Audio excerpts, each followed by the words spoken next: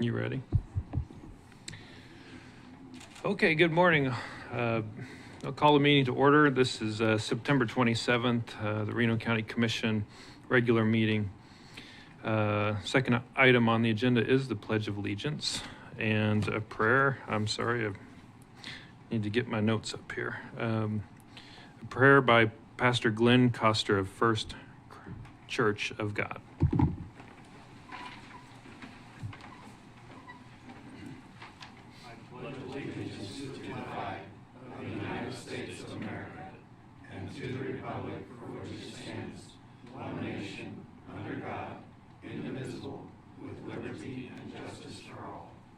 Pastor. Shall we pray? Our dear gracious God and Heavenly Father, we come to you this morning thanking you for the privilege of living in a free land, for the joy of living here in Reno County. Lord, we thank you for each of these who are serving this community, this county, by serving on this commission. Lord, we pray that you'll give them wisdom, honor their commitment, honor their service. Lord, we need to ask you that you will ensure that their decisions benefit all areas of the county and all the citizens of the county, regardless of income, race, ability to work, whatever it is. We ask, Lord, that they will be served as well. Lord, we ask you that you will bless these gentlemen with your wisdom, so that they don't rely necessarily just on their knowledge, but on the wisdom that comes from you in applying what they know and what you reveal to them in a way that blesses this county as we struggle through many things. But even as I look through the agenda and see that childcare is a major item, we ask that you will bless the children of this county and those who work with them. Lord, we don't deserve a right to come before your throne, but because of the blood of Christ, we can come. You threw open that curtain, and so we come. In the name of Christ, our Lord and Savior. Amen.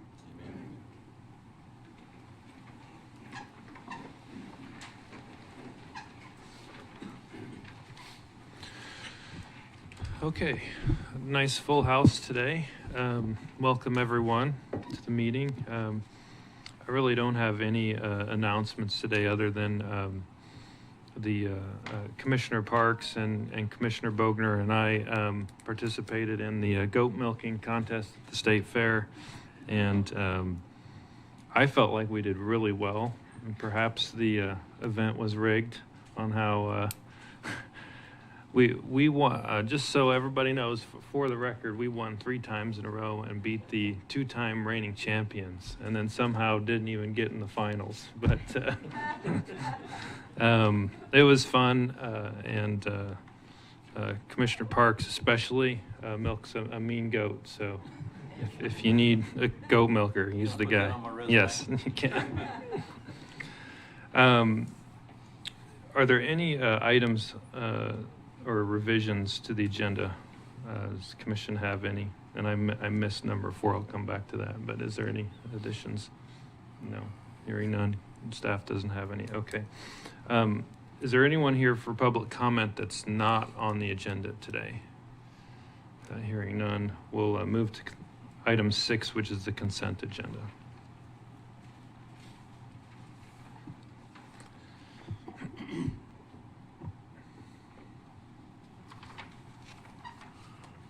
I would move to approve the consent agenda as presented by staff. Commissioner Hurst moves. Is there a second?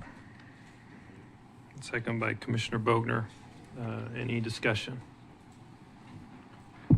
None. Roll call, please. Commissioner Hurst, Yes. Commissioner Parks, Yes. Commissioner Bogner, Yes. Commissioner Weitzel, Yes. Commissioner Friesen. Yes. Motion passes 5-0. Item 7A is a planning case number 2023-07. Does staff have anything to add to that? This is just a resolution.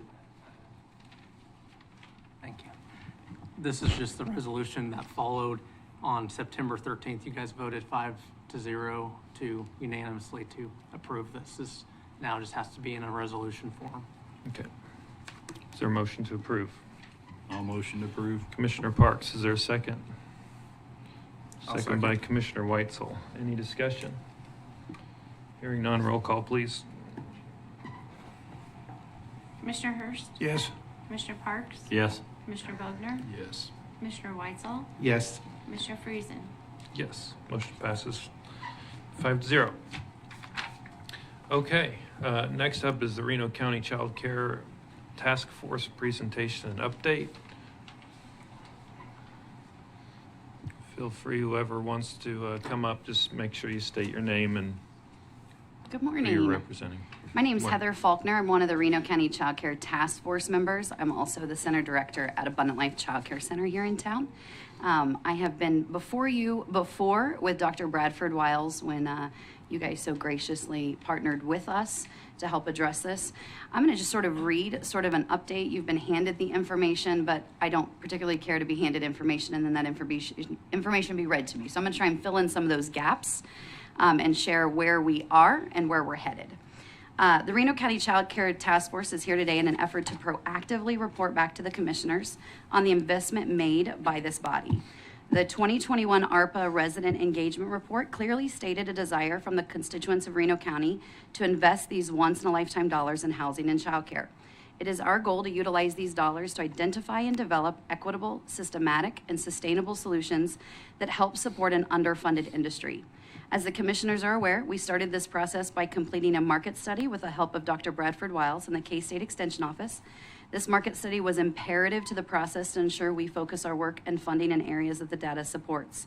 We identified buckets of funding at the request of the commissioners in efforts to allocate and target the dollars being invested in 3 primary categories: sustainability and retention of current providers, innovation and expansion of new providers, and then the reality that managing these dollars creates a need for overhead and administrative costs.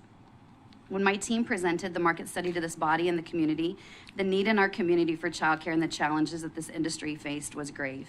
In addition to what the current state of childcare was, we informed this body of the fact that we were aware that due to the realities that this industry was facing, there were several home providers scheduled to close their doors. That data was accurate, and Reno County did lose 12 home providers and 1 center in 2022. As of May of 2023, an additional 4 have closed, and 2 new providers decided against opening their doors. When you look at the data, both on the screens and that which has been presented to you, the data doesn't lie. Childcare is still a massive issue. We stood before this body and proposed the direction we believed would begin to shift the trends we are seeing. We stated that investing dollars in sustainability and retention of our current providers was of top priority. For this reason, the first thing we as a task force have focused our attention on has been rolling out retention grants to Reno County providers. These grants are easy to access for providers and provide $220 per quarter per child in care. The goal of these funds is to close the identified cost of care gap that the market study confirmed is there. Through these grant dollars, we are receiving real-time data from our child care providers that's better informing us on what the cost of care gap for Reno County is and the areas in which we can focus our innovation and expansion funding to ensure we retain our current child care providers, but also increase slots, ensuring all current and new providers are sustainable in the future. So the data you're looking at in those first couple of screens, like in regards to the current wages of Reno County providers, is a result of collecting data from those providers right now from those retention grants. So we aren't just basing our solutions on data we collected from the market study a year ago. We've actually put in mechanisms to collect data in real time so that we can stay informed from the data so that the solutions we're providing are accurate. Heather, what, somebody controlling the screen? Okay, Oh, I'm supposed to control. Well, listen, somebody. I do kids, guys, not technology. It's all right. Okay, Somebody. I'm so sorry. I'm not in charge. So when you look at some of these things and it just shows that those numbers are getting worse and not better, I just wanted to make sure and touch on the point that we were aware that there were more that were going to be closing because of that reality. However, there are lots of really positive things moving forward in our community that are beginning to show some shifts in those trends. So one of the things we wanted to do was play a recording of one of our local center directors and just how those retention grants are impacting her.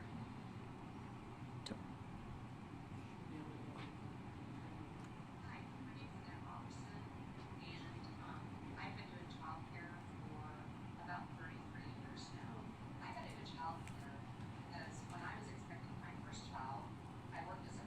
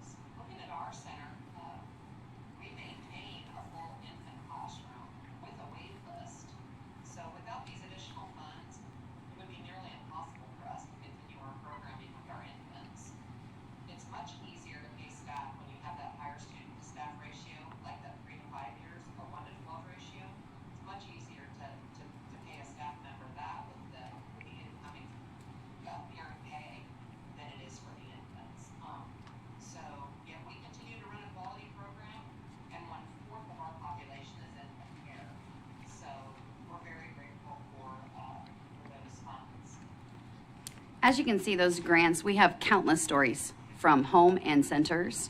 That's USD 308's center, that without these retention grants, as you heard from her own mouth, would impact their ability to offer the care that needs to be given, as well as increase infant slots. So those retention grants have been so incredible for and you have in your information the dollar amounts that we have passed out in regards to those. Those will happen quarterly. In addition, they've been a great incentive for new partnerships. One of the things that Bradford Wiles talked to us a lot about in our community was the need for school districts to partner with us and some of the other early learning programs in town, and both of those have come to the table. I'm proud to stand here and say that the school districts have not just shown up, but are actively helping us resolve this with the incentive of not just these grants, but also some additional funding we've been able to secure with the help of leveraging ARPA dollars that one of my task force members is going to speak more to. We've been able to encourage, like Bueller ran an entire pilot program this summer, and their 3 to 4 year old program didn't close over the summer, but they continued over the summer. Haven School District has opened slots not just for their 3 and 4 year olds, but also for 0 to 3 down in Yoder and Haven. We're working with the city of Pretty Prairie, and they're opening slots out in their community. And so these grants have not just helped current, they've been a really great incentive for those that are looking to get into this industry. Partnerships like USD 313, Haven, Pretty Prairie, Central Christian, the list goes on and on. We would not be able to do the work we're doing if the community wasn't stepping up and partnering with us. And we're excited about what those look like. Many of the things the task force has been able to do is to forge more partnerships with businesses, local and state level government, and some other entities. And we don't even have enough time today to share the vast impact that has been on us being able to do our work. Those partnerships and the private public funding we've been able to leverage, utilizing the city and county's investment, would not be possible if we had not taken Dr. Bradford's #1 recommendation, which was to hire someone who could focus their time and attention on this work. Due to the reality that this work is not being done elsewhere, there's no model for us to go and look at and replicate. It became apparent to the task force that Reno County would play an intricate part in building the model for success, not just for Reno County, but for other communities. That realization led the task force to think outside the box and hire someone who understands complexities of building sustainable systems around industry, someone who understands and can navigate the complexities of multiple regulatory agencies and their impact on the industry, someone who has understands and has been successful in leveraging funds to access more funding, so to increase our ability to meet the gravity of the need that is before us in this present moment, but also the reality of securing the solutions and systems of the present moment in the future. So I want to introduce Abby Stockbrand. Her expertise and ability to help us navigate has been indescribable for our community. Sorry, yes, sir. Oh, no, so when you finish, I've got a question. One of the things that we knew was important was to partner and leverage more public-private funding together. And so she's going to speak to some of that public and private funding. We've been able to secure almost $1 million in private funding and in-kind donations to help towards this work. We've been able to leverage the ARPA dollars to gain access to more grant funding at the state level. And so your investment has been able to help us do that. But she's going to speak more to those funding strategies and then how we're going to utilize those. So if I remember reading the report correctly, Dr. Bradford, I believe, indicated that schools were part of the problem and that they, when they were offering these pre-K programs, they were only offering them during school days, and so parents were having trouble actually finding childcare on non-school days, and then the providers that could use those, older kids to help have more slots available were not getting them. Have we solved this problem with the dollars that were given the schools? Because I understand the schools are using tax dollars for this as well. To answer your question and say the problem is solved would be a really stretch of the word solved. But are they offering it yes. on non-school so days? So like Bueller offered and opened one of their 3 and 4-year-old classrooms. They don't offer 0 to 3 yet, but they opened it over the summer so that those kids weren't just out of care all summer. Nickerson school districts were in communication with them, and they are looking to open slots. And if they open slots both at the South Hutch location and Nickerson location, it'll be year-round all day. So traditional care for 0 to 5, which will be huge for those parents that have to utilize those slots. Okay, and what about like Haven and some of the others? Are they just Haven doing- and Yoder are doing the same thing. The amount of partners that have come to the table, that's what I mean, like to give a recap in 15 minutes. I would tell you that every school district in Reno County is at the table, and they are not just sitting at the table listening to the problem, but are actively involved in the solutions for them. Okay.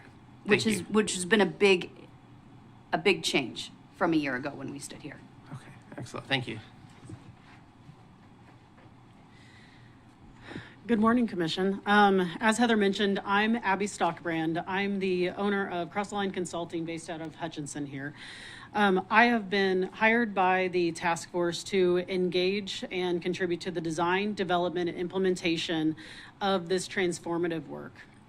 Our project is to optimize our local childcare infrastructure and make it so that it's more inclusive for all, and that we can plug our employers in, make it so that our children can have care all year round, and make sure that our parents can navigate our system easily. And so I want to go through some of our progress today and answer any of those questions that you may have. The clicker. So I'm just going to run through some of these initiatives. I just want to give you a general update about this is some of the things that we have learned from the data that we have gathered, not only from the listening of providers, but also the data that we have gathered from those retention grants. So instead of just giving the retention grants based on the number of slots that they currently have, we said, what do we need in order to make the system better? And so we actually asked those questions of our providers and obtained some budgeting information and expense information so that we could help connect them to things in the system that they might not be utilizing. So resources that are already out there that don't have anything to do with, any of the ARPA dollars that they're already could take advantage of, just aren't, so that we can start to be that connector of those existing programs like DCF, like the food program. Other expenses that we are looking into that might be able to help is like a bulk food program. So if their expenses look too high on kind of an average level, then we would be able to say, okay, if we can implement a bulk food program across and they opt in for it, obviously, then maybe that could decrease our expense for them overall and kind of decrease the cost of care, because we know those margins are very thin of doing childcare in our community. The shared services network, I mentioned the bulk food. We're also doing a training program. Training was kind of all over the place on, you kind of had to piecemeal it together. We've optimized that so that people know exactly where to go. They can get it in 8-hour chunks, and they can also plan for it for their staff incoming. That helps onboarding staff as well. So as we talk about ramping up these projects, we also wonder about the workforce to staff these, and that's one way that we can make sure that we can adequately staff these projects, is to make sure that we can get them onboarded effectively. When we talk about the enhancing the community wait list, the wait list has, still approximately 300 to 400 children on it. It's a static wait list, which meaning that it kind of stays at that point in time. We are working with a child care management system right now, and I'll get into that a little bit more later, where we are going to pilot a group of providers to help see what efficiencies we can gain by, as the child moves through and there might not be an infant spot for them, there might be a spot open as they move into, a toddler spot, and what that looks like. Or as we have a provider come online and come into the network, then how we can plug those people in more effectively.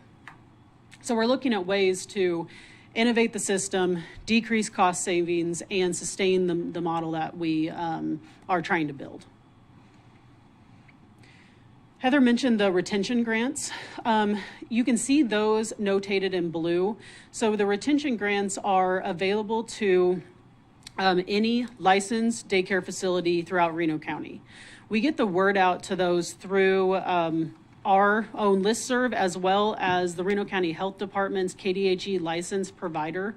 So we work a lot with Reno County Health Department with their KDHE licensed provider list and getting the word out for all of these programs. They've been great to work with on, if we have a program that's going out or we have opportunities that any of these providers can take advantage of. We are in constant contact with them, and they've been a great partner in all of that. I wanted to show that we are countywide.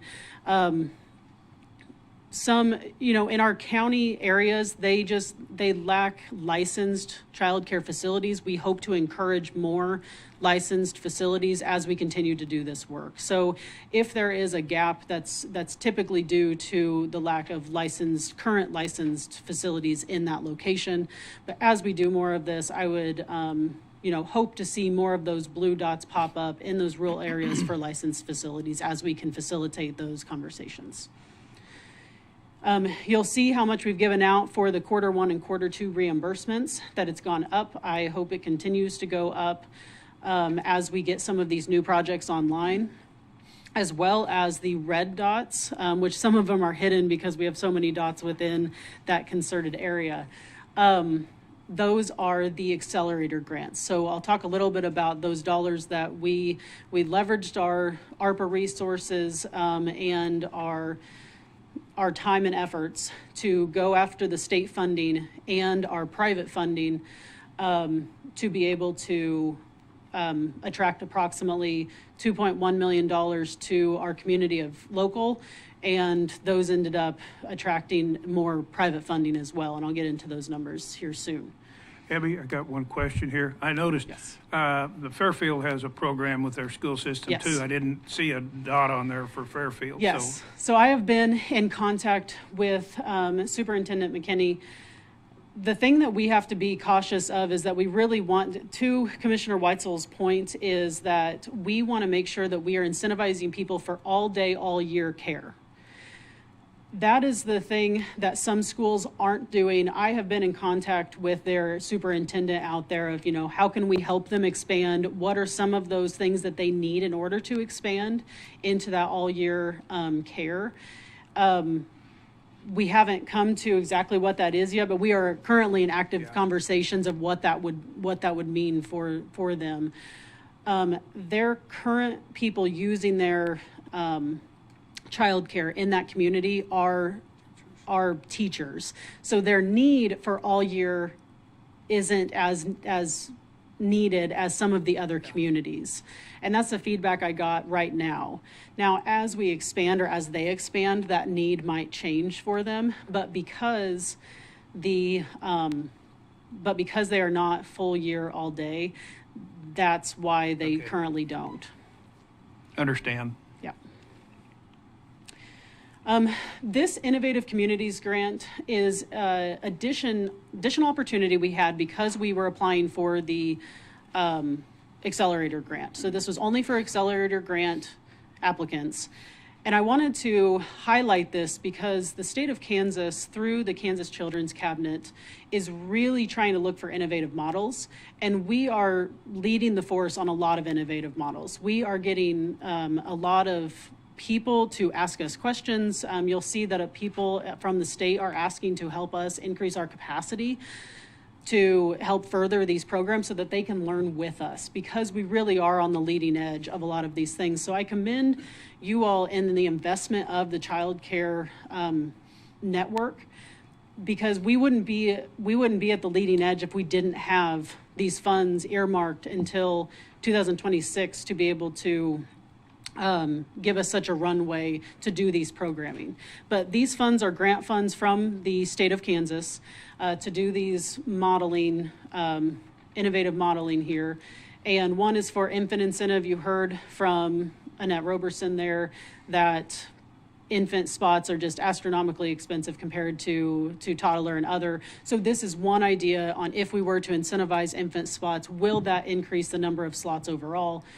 we will obviously be looking at the data and getting feedback as to, is this effective, right? Everything we do is the data showing us, is it effective? Is it an effective model for increasing childcare in our community? The provider training on the other side of that is what I referenced before of the training used to be very, go find it yourself. There might be some in Salina, there might be some in Wichita, there might be some in McPherson, and you need 16 hours per year. Go find it in your off time when you're not working from 6 a.m. to 6 p.m. So this gives them an option 4 times a year in Hutchinson for 8 hours. And that will then, they wouldn't have to participate in all of them. They would need to participate in 2 of them per year, and it also does the every other year training they need too. So this is essential training they need. We're bringing actually trainers in from the state in order to do this as well. We're covering all of that cost, and we're paying them to be there as well, because that cost is usually a lost cost for the company, because they're not producing revenue when they're there, right? They're not having kids there, so they're not gaining any dollars while they're there, but they have to pay for that training time. Any other Department of Labor standards would make you pay your employees to be there for their time. So that is something we've gained a lot of good feedback about, and our first training is actually this weekend. The Accelerator Grant, we actually have a lot of Accelerator Grant partners here today. We have Hutchinson Regional Medical Center. We have Central Christian Preschool and Daycare. I know, where did Heather go? She went behind me. We have Heather with Abundant Life. And we mentioned the City of Pretty Prairie, Haven, and Beulah are also partners in this. This was a very collaborative, very short notice grant that we put together, because we just don't know when other opportunities are going to be available through the state. This is going to be huge for our communities. We attracted, 1.2 million, as it states there, but the overall project costs for these are over 5 million. So that can tell you how much from these companies that they are putting into their own projects.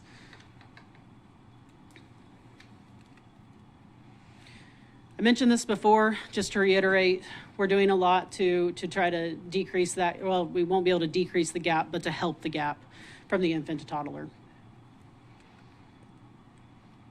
I mentioned the state partnerships that we have. KU Center for Public Partnerships and Research is the consultant that is running all of the state programming for the Kansas Children's Cabinet. They have really expressed a lot of gratitude with what we're doing, but also a lot of, they want to be a partner in what we're doing, because they realize that we're on the forefront of a lot of these innovative models.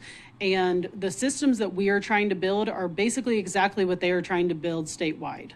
And so if we are able to learn in concert together, and we are also able to hear what the other communities are doing and take back from them on what's working for them, and not have, as much of a runway of what's working and not working, we can implement what they are doing as well. That'll be a faster upkeep for us and being successful in some of these innovative models.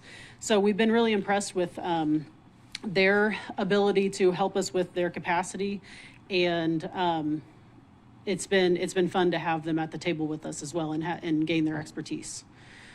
We have $1.5 million set aside for these innovation and expansion grants, but as you could kind of see from the accelerator grants, we know we need to use those strategically and leverage those funds in a very strategic way, because those can't make up the deficit that we have in childcare slots.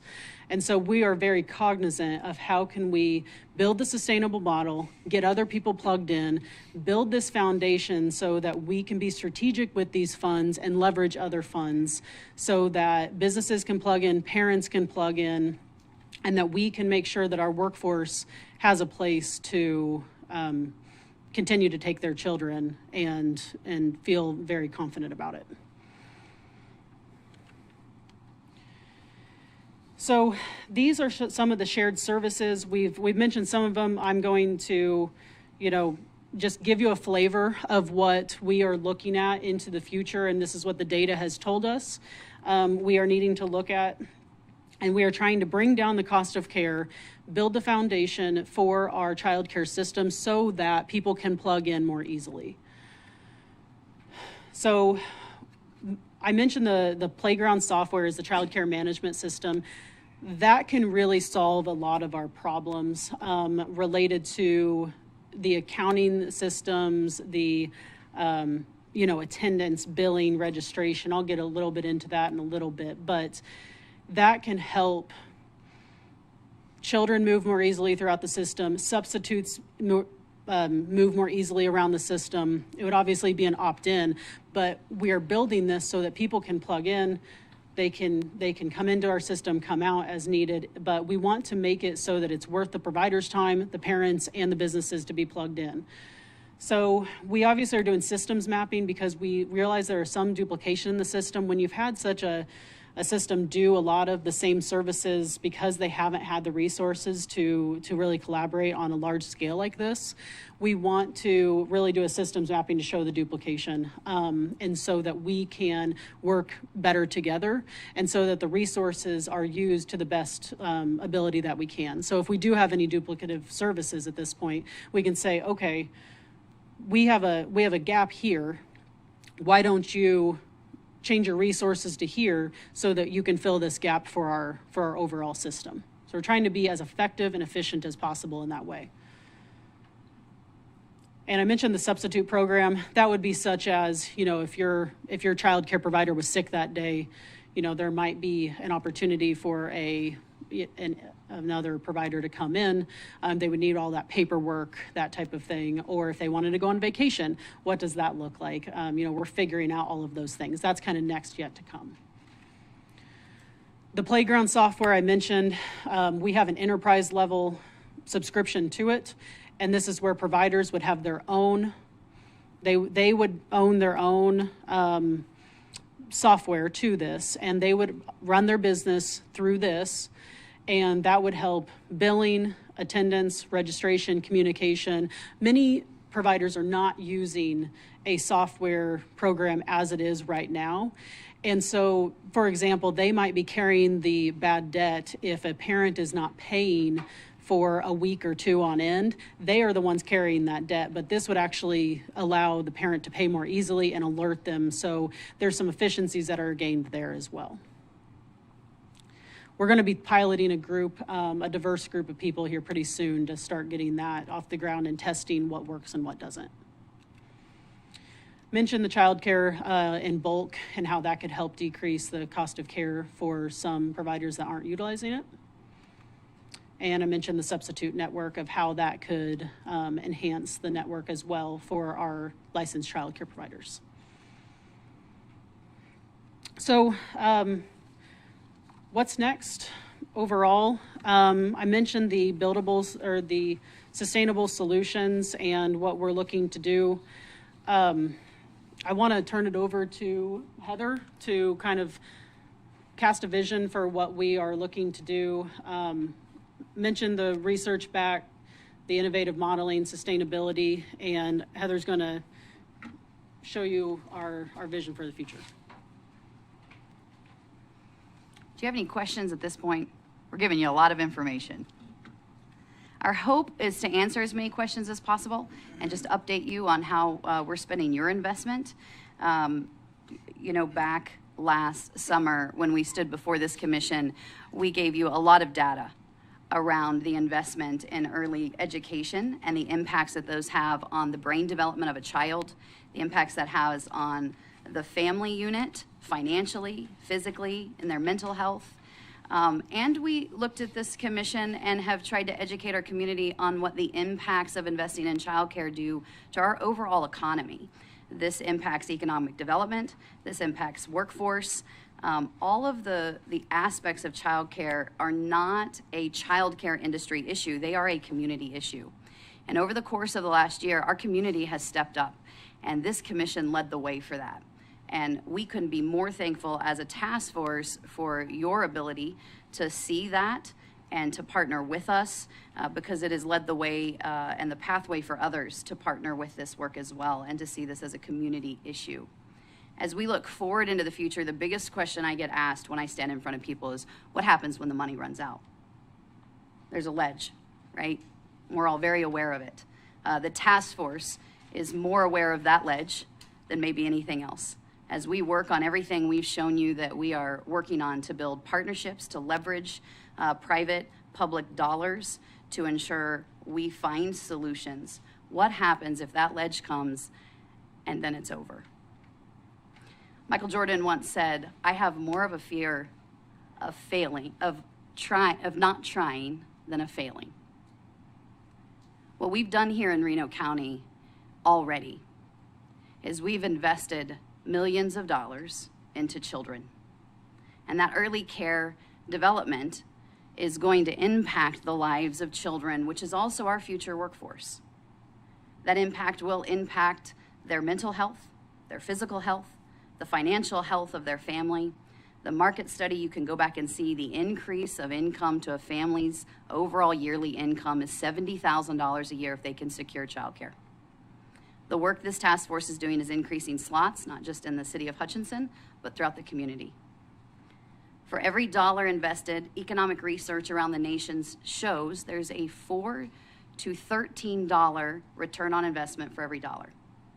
So if we just want to be conservative and say all the work we do, we're going to increase nearly, with some other partners in the mix, nearly 400 slots. That means that at the end of just these dollars, we will have increased slots in Reno County by 50% in 4 years. We will have invested nearly $9 million. If we are conservative with that return on investment, and let's say it's just $7 for every dollar invested, our return on investment in this community is $63 million in 4 years. I would say if the task force does nothing else beyond this moment, if not another dollar is invested, the investment that we are making right now will have a long-term impact on this community, on the families, on the businesses, on the workforce of our future. The plus side is the task force isn't stopping. We haven't stopped working. We have some really incredible partners at the table that are just in their infancy stage that could increase capacity by a monumental way. We have some partners at the table that we are really looking at how to eliminate the financial ledge that is out there 4 years from now. And we are excited about the opportunities that are coming our way that are allowing us to be pioneers in something that the state is looking at us saying, we can't help you, but you're helping us. Reno County is on the edge of really helping solve what I think is one of the greatest crises facing our generation. Not just in Reno County, not just in the state of Kansas, but it's facing the nation. So thank you for your investment. Thank you for your willingness to listen and to learn. We appreciate everything you guys have done. Thank you, Heather and Abby. Is there anyone else there's a lot of people here. Anyone else want to make any comments related to this item? You're welcome to come up. Well, if something sparks you, we'll come up. Commissioner Weitzel? Yeah, so one thing that I've kind of been pushing for, and I keep running into a brick wall here, but we charge $20 for people to see if they're interested in becoming licensed child care providers.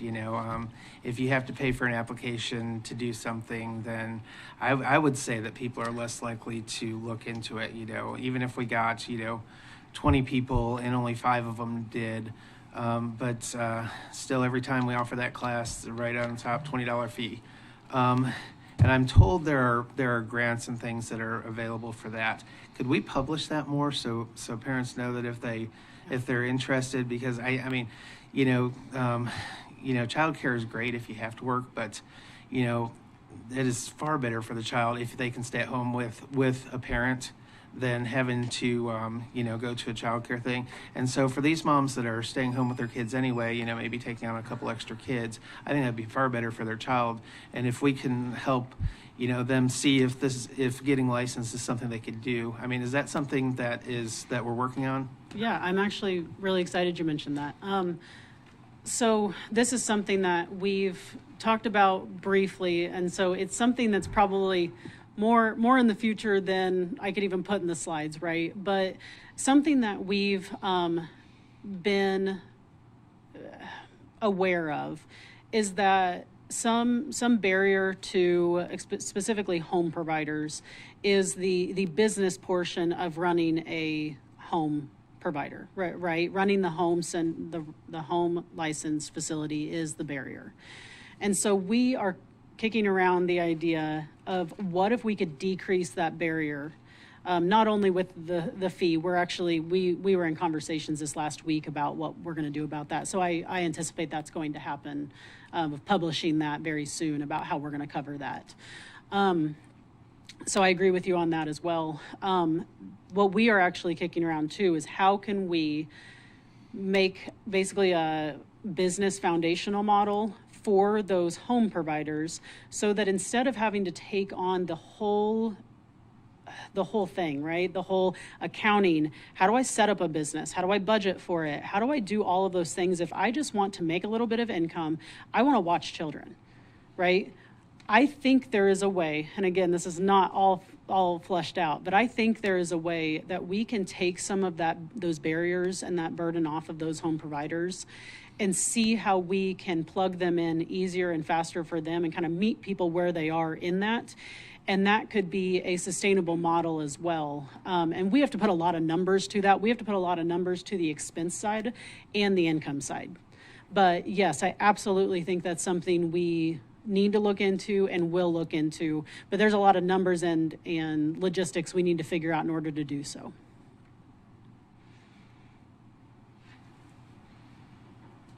Commissioner Hurst? Well, being part of this, there we go.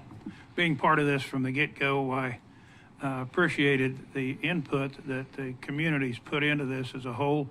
And not only that, but the task force itself being involved in getting that information and asking for the people in the community to be part of this whole organizational function that is needed and part of economic development. Even if we don't, it's hard to throw this all together in economic development, but it's a portion of that. What percentage, I couldn't tell you. Don't know that anybody could, but it's a fair amount of incentive. And I think this is where the task force is taking what Bradford put together and is really going with it to come up with an innovation to be able to be sustainable in a couple of years. Because there's some question as to how much that the public is interested in putting in tax dollars for sustainability in this. Whereas it is a function of economic development to be able to have people work. And I think working with the business people and corporations and the small businesses, even if you only employ 3 or 4 people, I think that's going to be a key to sustainability is with the incentives that are being offered through the state to participate, and the incentives that the business will get out of this and there's plenty of data to show how many hours a month that a person, that your employee will lose, and the efficiency that causes on that. And I think that's going to be a huge portion, as we've talked about before, all the way around. And I think that's coming.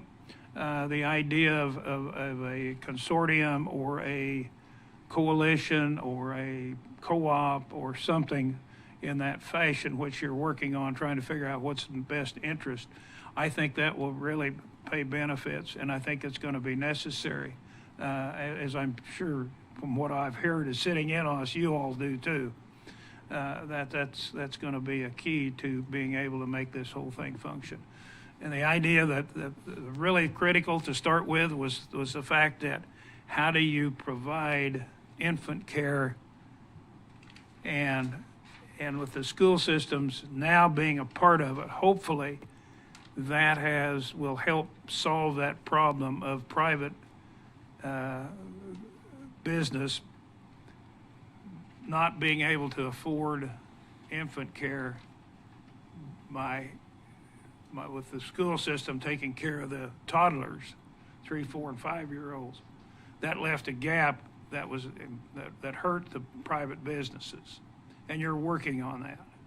And so this will all come together, and even though it's been a little, like to see things done quicker, much better to get it right. And I think from what I'm hearing today is you're getting it right. Thank you. Appreciate that. So. Thank you, Commissioner Hurst. Commissioner Parks or Bogner, have anything? No? Not at this time. Okay. Thank you for everybody for being here today. It's good to see a lot of diverse support amongst your stakeholders. Certainly, Commissioner Hurst and I have the advantage of being through the first part of this. The other 3 commissioners are new, and this is a very large investment for our county through the ARPA funding that we got from the federal government. Certainly, I was convinced through the process that this is a needed investment for our community. Probably, well, it seemed like the largest single kind of negative factor to our economy in Reno County, and there was a wide range of evidence that was produced to us, including a study from K-State. So I continue to support this effort. Certainly, as an employer, have recognized the difficulties that our employees have with getting affordable child care, especially on employees that are on the lower income wage. It's extremely challenging, and it makes it's a very large hurdle, especially in kind of in a traditional sense. Women often want to enter the workforce, and they can't afford it. So I appreciate this work. I do have a couple questions. One of the issues that wasn't touched on today, but was keyed in by this commission, was the regulatory landscape, both at the state and here at the local level. I think we committed at the local level to make sure that wasn't going to be a problem for the growth of this effort. Has there been any feedback from providers on where the county is at on regulating child care? I don't know if Heather has more than I do on this. From child care providers, the local interactions have improved exponentially. Okay. Reno County Health Department, I have always found as a provider, I've done this 23 years at the same center, I've always had a great relationship with the Reno County Health Department and the local surveyors. I very rarely struggled locally. My struggle was more at the state level. It was not locally. However, that was not necessarily everybody's perception. And I think that Reno County Health Department and our local surveyors have made a very concerted effort to help that. They've held some gatherings, and I hear nonstop from providers at how much easier that process has been.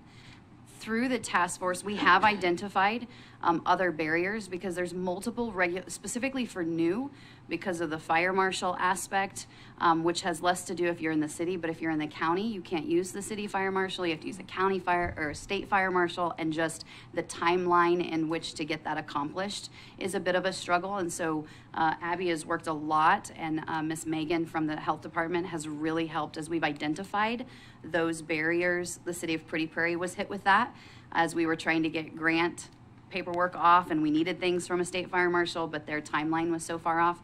And so with the state having paying attention to what we're doing, I find that the state is very proactive in working with our task force and helping eliminate those barriers. I think we are as much of a benefit to them right now, piloting some of these, that we've garnished some influence, for a lack of a better word. Good. Well, and if there's other things we can do, I don't know if it's just an authority thing where we could give authority to a Hutch inspector to to do work in the county or what, but I think the state controls that very strictly. And I've had to deal with it well back in my past when I was working in child care on the fire marshal. Sorry, not putting in. Yeah, I don't think we can't overrule the state. The state requires it to go through the state fire marshal. well, how does the city do it? I don't know. I could talk to the city. Okay. Okay, well, appreciate that update. Certainly I heard it, and that was probably our easiest lever to pull from a county perspective, is to make sure we're regulating fairly. And certainly I've heard still a lot of challenges associated with state regulation, and if we can help advocate for that, we're happy to do that. I know I've communicated with our legislators, and I don't know why this is such a hard issue to solve for them, because I don't think anybody's lobbying for more regulation. So it's a little disappointing that the state legislature is not moving more quickly on that issue, but appreciate that feedback. I just want to thank you for leveraging our funds. I always find that if we have to spend taxpayer money, leveraging that with private funding is the best way to do it. And so thank you for that work as well. And again, I appreciate. It looks like a lot of really good wins with a lot of solid stakeholders. Appreciate everyone being here today and supporting this effort and supporting our risk and investment in this process. So it looks like great work. So thank you again for being here. Commissioner Hurst has the last word. Yeah, I don't know about last word, but if there is one item or two items or three items that come up with, say, the fire marshal, state fire marshal, okay, that just doesn't make a lot of sense to you, especially when it comes to what Commissioner Weitzel was talking with regard to, I know I would imagine that's a big thing with home, is the regulations that they have to go through. I think we need to know that so we can we can bring it forth, not just 5 or 10 or 20, but as they come up, one or two specific items, whether it has to do with the amount of light in a room or the inches to a step or whatever that you really think is crossing the line of not being practical and utilization of tax funds properly. I think we need to know about that so we can pass it on to appropriate people and see if they can't help. Commissioner Hurst, the only thing I would tell you that I've heard from home providers that have been impacted, and I don't understand enough of how it works in the community to speak to it, but I'll just give it to you since you asked. Okay. And that is the increase of property taxes on some of our home providers made a massive impact on the home providers. There is one home provider who has been in business for 19 years, and her property taxes went up $400 a month, I believe, is what she told me. And she didn't increase income to cover that, and so that had a pretty big impact on her. She actually works overnight, one night a week, just so at the Quick Shop, and then takes care of kids on Fridays just so she can have some benefits. And to sort of bridge that gap, so property taxes has come up as those have increased. And again, I know taxes is a tough conversation, but since you asked, I thought I would just, that has been the one thing home providers, I have heard more from home providers, is just the increase in their own home expenses has had a negative impact on their overall business model. What can be done about that, I don't know. Well, and I would say that the county actually lowered the mill levy so that we did not raise property taxes this year. People need to talk to their other government taxing authorities, their cities, their school districts. Those are the ones that raised your taxes this year. And I think it was pretty well everybody except for us did it. So they didn't have to, they did it. And so those are the people you need to hold accountable. And we've got elections coming up if they don't listen. What is the count we have as far as home providers, roughly? 58, I think. I believe it's 58. Okay. And I'm not necessarily advocating, I'm just asking a question. If the county wanted to abate taxes for home providers in some way, does it have the authority to do that? Of the home, so I do have a quick question on that. Hang on a second, we're getting an answer. Not to my knowledge. I mean, if the home is owned by you get the in-home daycare. Not-for-profits have a tax abatement, but that means that it's actually owned by a not-for-profit, which is a pretty major step. Most of your in-home providers aren't ready to do that because that's a significant asset for them. I've kind of run into it somewhere where someone wanted something like that, but they had to commit fully to actually donating their house to a nonprofit, which is a significant. Yeah. Might look at it, and I don't know whether this comes in, but the structure, whether it's an LLC or a sub-S or whatever. Commissioner Parks. Well, I know several they use a home, but it's not where they live. Correct. And so is that some of them as affected in this as well? Could Everyone be. I'm specifically referring to, they live in their home. They live in their It home. is not it's not a second location. It's their home that they live in. All right. We can reach out to the city of Pretty Prairie because I know the city of Pretty Prairie is being very innovative with the school district around utility bills and things like that of those nature to try and help bring down the cost to open. They're actually opening a duplex with 2 homes providers on each side, and so the city is really helping there, and so we're gathering some information from them to whether or not we bring that to this body or to the city council to see if there's ways we could specifically help. As you can imagine, the school districts, facilities like mine that are inside of a church, we have extra shared services that are built into our business because of we share services with a church or school districts. Home providers, that obviously is non-existent. So if we can look for some places for that, because we definitely want to encourage anyone that wants to be a home provider to do so. It looks like you used the right keyword, taxes. It woke up some of the other commissioners. Commissioner Bogner. That was the word I has- wasn't going to yeah. use today. Commissioner Bogner has a comment now. Well, we have a man with the expertise sitting in the front row. So I do have a question. After Mr. Parks made his statement,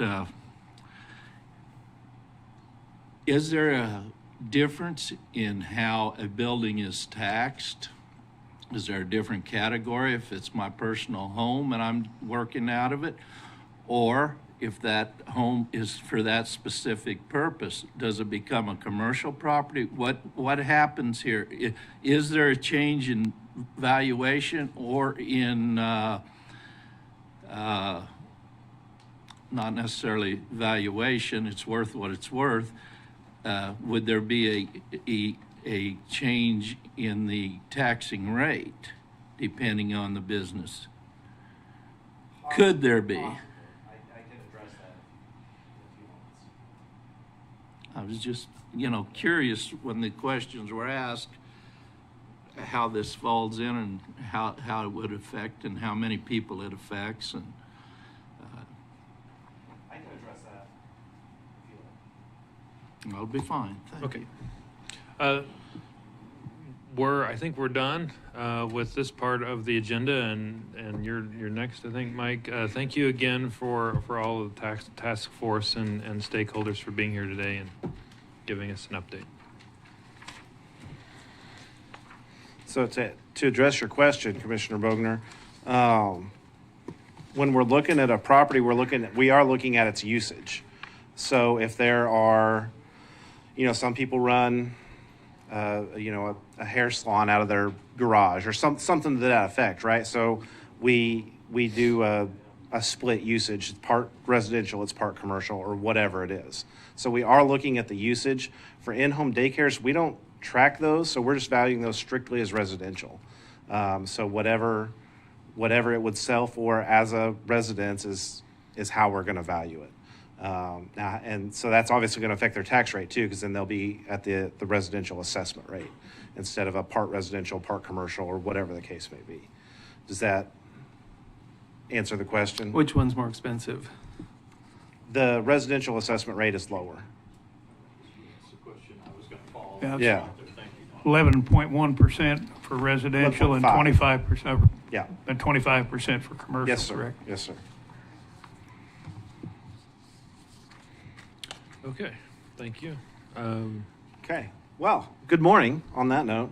I'm Michael Plank, the Director of Appraisal. And if we're ready to move on, I'll get right into our annual update then.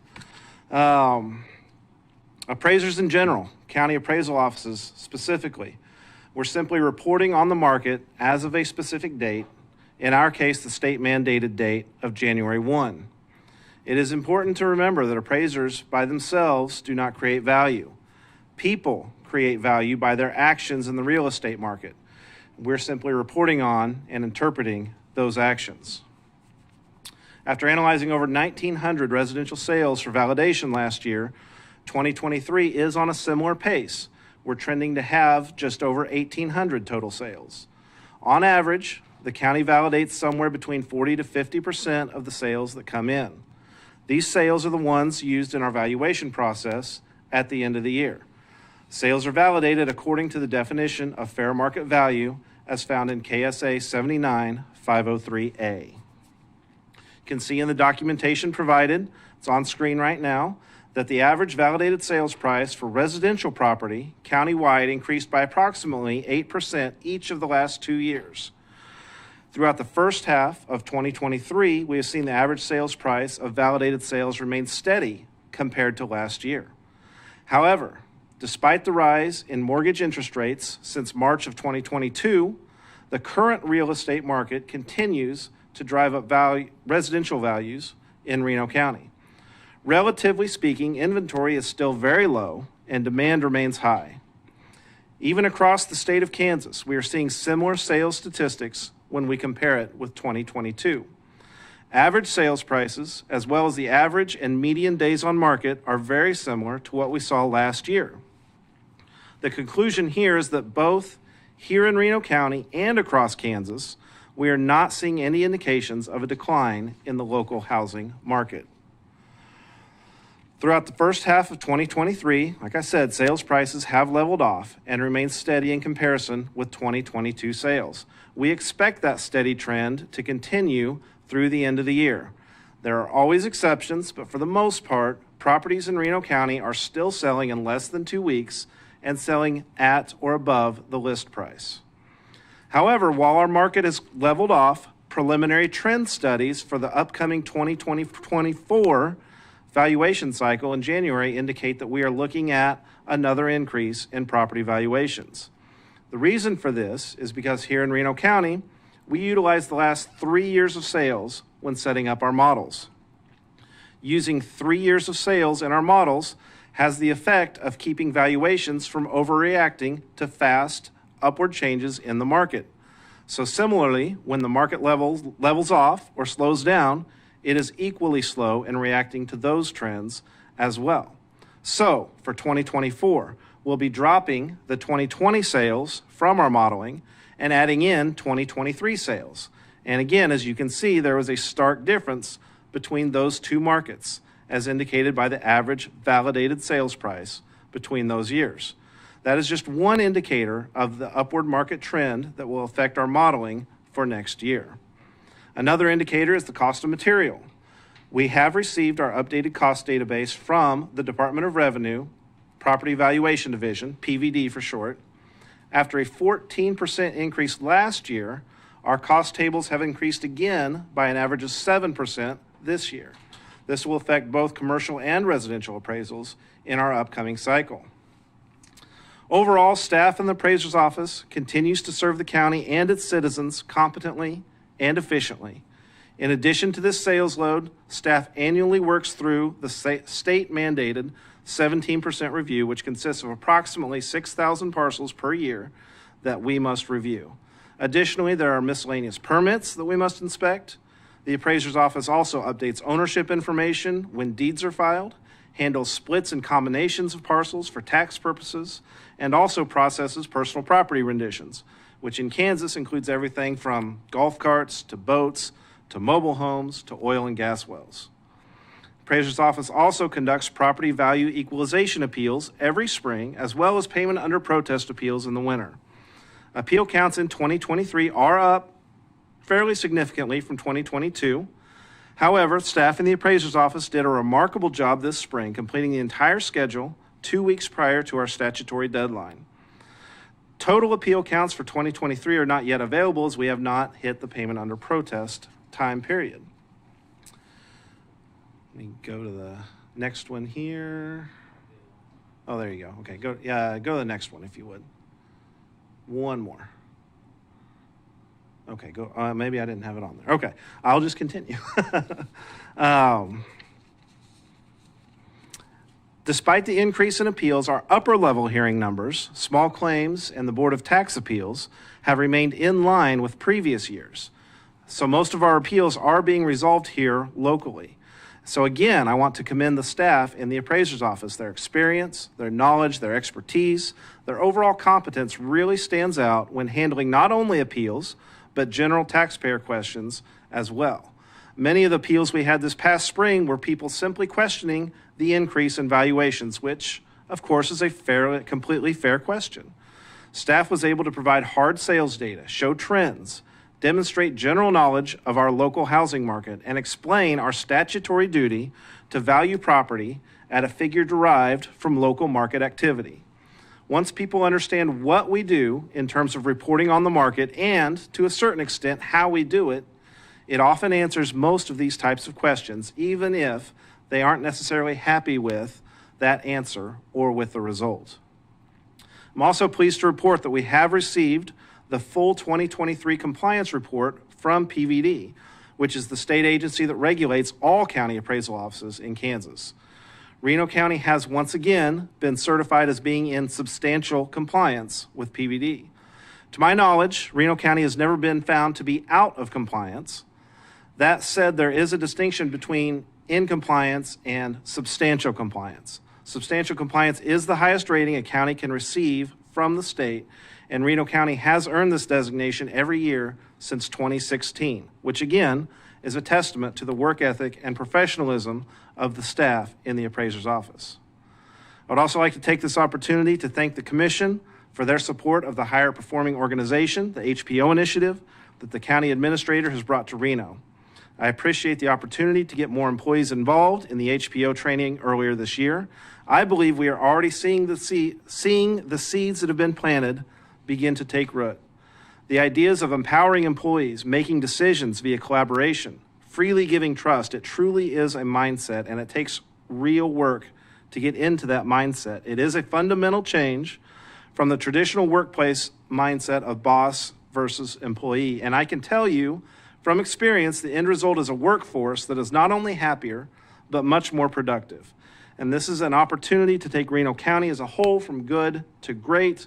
And I encourage you and the county administrator to continue to support that initiative. I am open to any comments or questions at this time, or I have some notes here regarding pending legislation that I thought you may be interested in if you would like me to discuss that. Commissioner Barks? But just two quick ones. On your evaluation form that you got back from the state, 75 points required. What does it take to achieve that? I'm just curious. So they do a variety of studies, basically. One of the major ones is a ratio study, what's your value compared to what's being sold.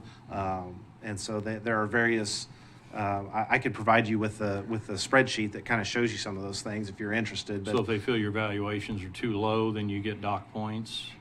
Well, it's not a feeling. They're looking at statistics, right? So they'll have a list of, well, here were our valuations from last year, and here were the sales prices from last year, and they'll compare those and how well do they match up. That's just one of the things. But there's a variety of statistics that they look at, and you get so many points if you are within a certain range on those. And of the appeals, how many of them did you turn over in reverse, or did you reverse any of those? I'm just curious statistically. I didn't look at that number. I would anticipate it was around 50%, but I'm just roughly estimating there. So I didn't look at that number. Okay, well, those are my only questions.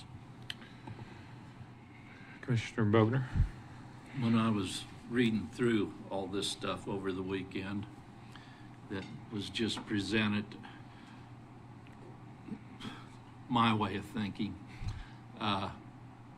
And I'll ask the question, and 75 points gets you this letter of substantial compliance.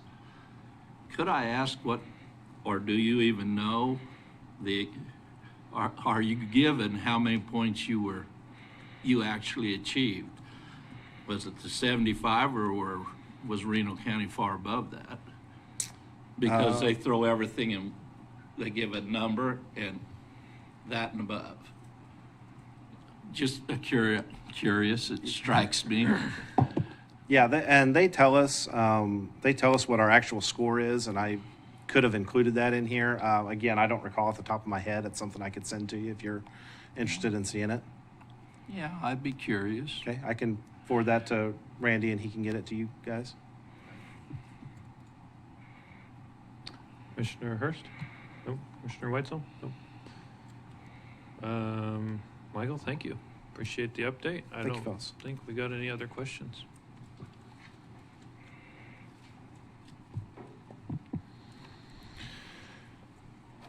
Okay, what's 8C?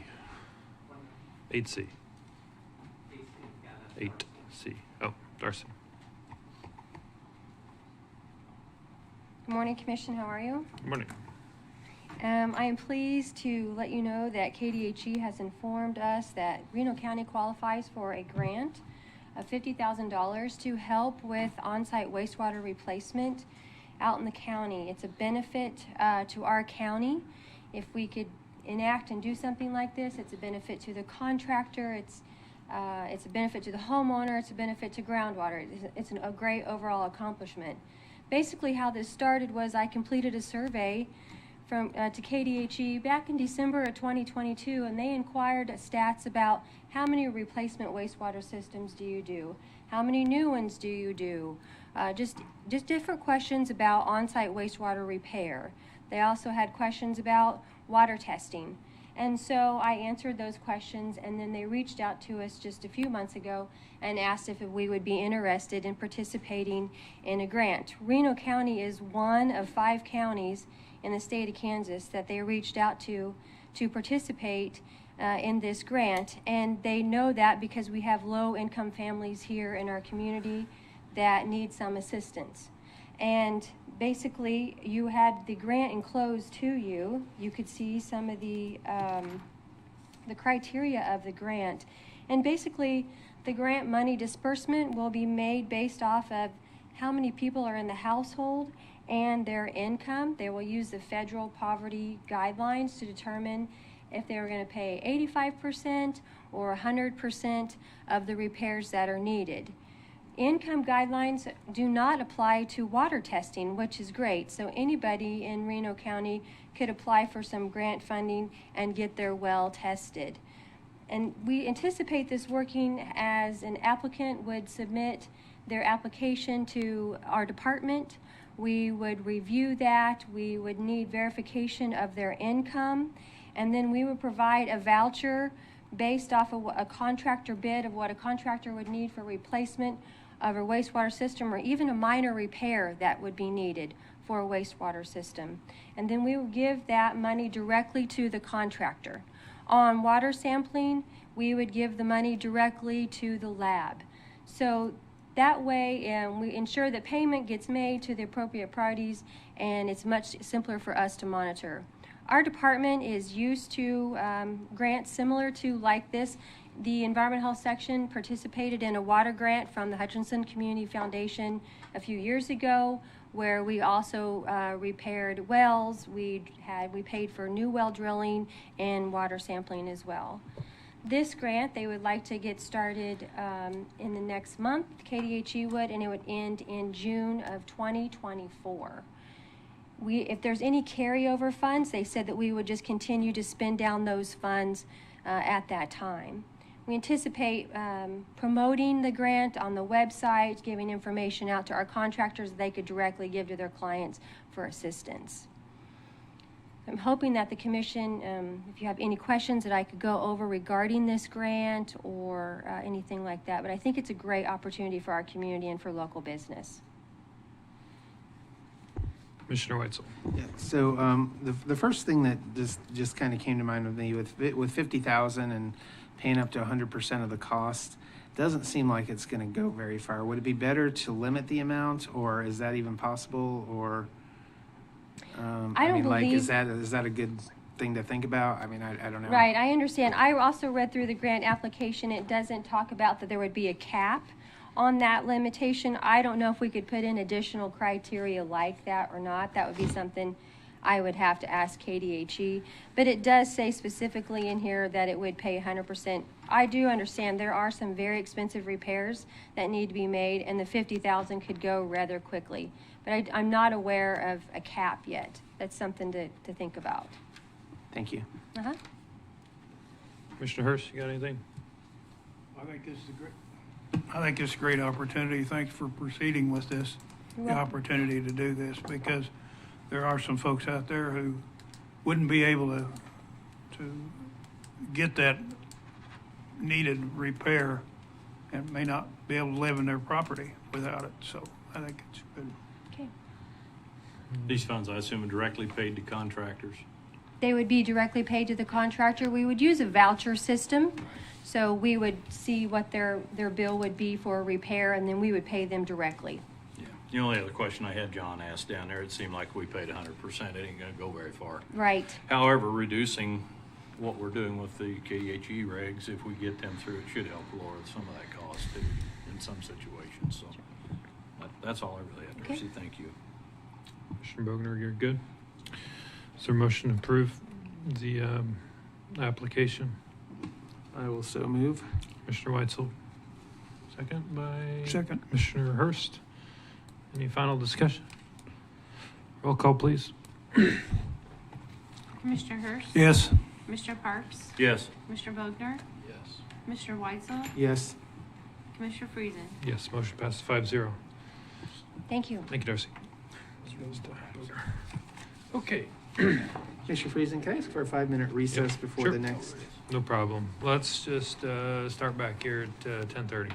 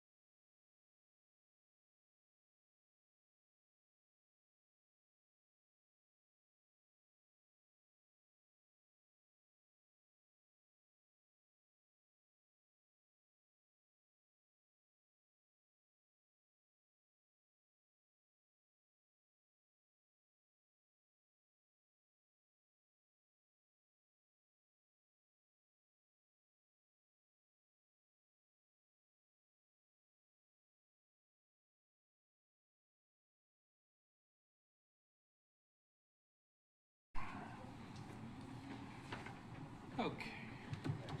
I think we're all, is everybody back here? I clean this damn thing out. The longer I go, the more I carry. And, I was looking for paper that I wanted for some questions later on. All right, we'll go ahead and reconvene here.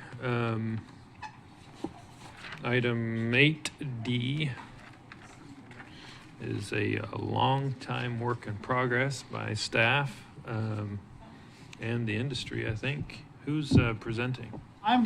Commissioners, I am going to present on behalf of multiple staff that worked on this project, Carla Nichols and Darcy Bessie, but since I'm already here, they asked me to just go ahead and do the presentation.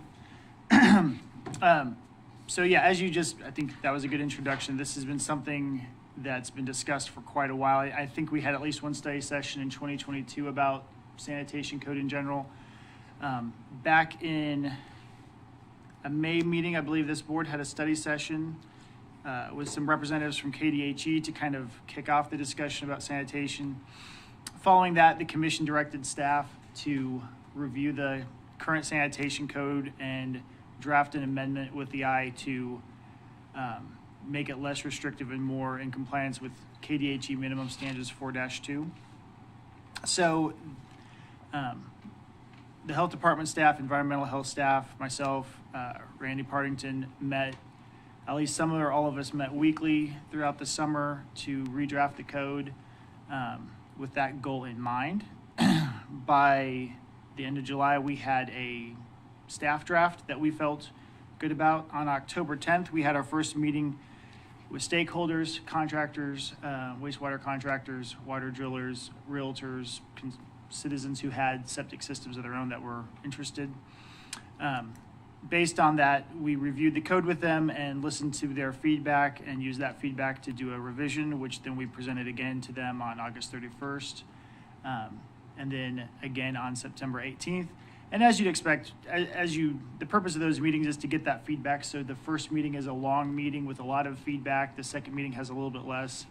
And by the 18th, it was a relatively short meeting where some of the contractors signed the concurrence agreement that we'd have to send to KDHE. So that process kind of rolled through. Where it's at now, having a staff draft that stakeholders we believe feel good about, and we do have some stakeholders here, it looks like, if they want to say anything. The process for amending the code is a little bit, involves the state, KDHE also, so I'll finish with kind of the next step for the commission, but the commission would vote to sign the concurrence document, which is a document that KDHE has that says everyone feels good about this code from the county level.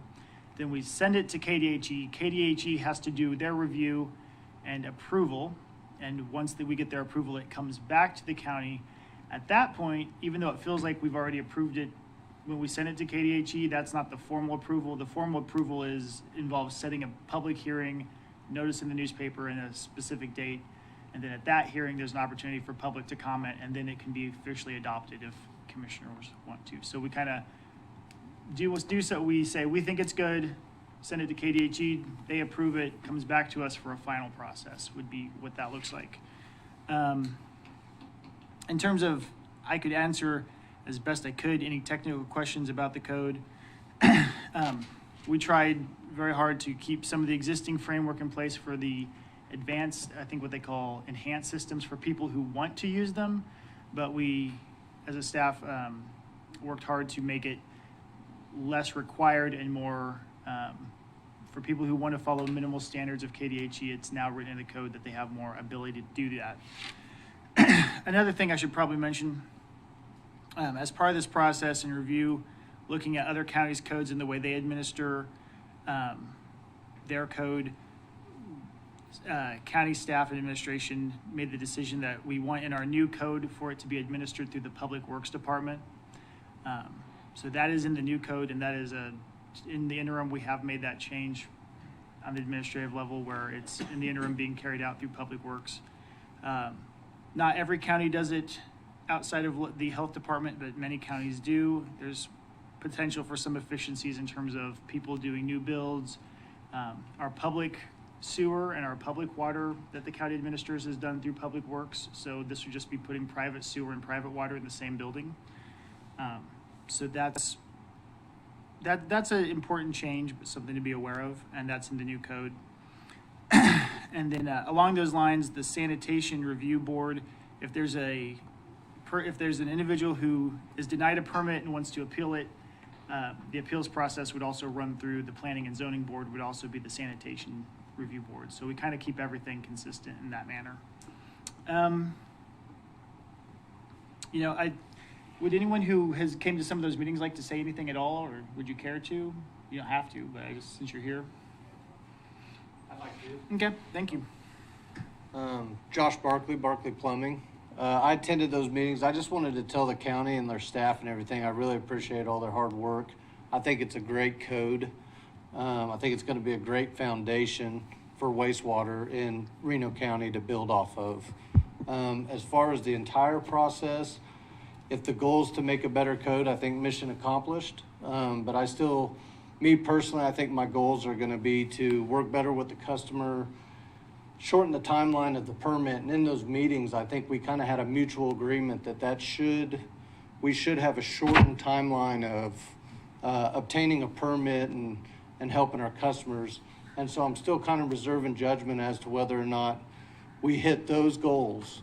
But as far as the code and everything and working with the county, it's never been better. And I think we got a really good foundation to go off of. So I appreciate it. Josh, I had a question since you're up here. Regarding timeline, like what would you say is reasonable, and what have you experienced in the past? So like some of the things, like how this code would address it is by getting the minimums and getting the waiver out of the county. We had to ask for waivers through the county. Since we don't have to do that anymore, I think that's going to just streamline the process of getting a permit, because we don't have to go through the county for the waivers. So I think the code addressed a lot of that. In the discussions with them, we just feel like when we're there and we're having an on-site evaluation, it should be as simple as, now we know what we need to do, this is what we're talking about doing. And like we said in the meeting a couple times, we should be able to draw it up on the hood of the truck and get like our permit right there. We're all on the same location, we're on site at the time. That'd be a good time to discuss what we're gonna do and get our permit. And whether or not it ends up working out that it's that fast, just streamlining it so it ain't like a 3 or 4 month process is gonna be huge. So what would you say if it's not like that day? What would you call a reasonable turnaround time? I think we put it in the code. I think we shortened a lot of the times that are allowed. I mean, we did. I mean, the code is the maximum amount. That was one of the discussions. I can't remember the exact amount of time in the code for some of those things, but the code sets out the most amount of time the county has to respond. So you want to give yourself plenty of time.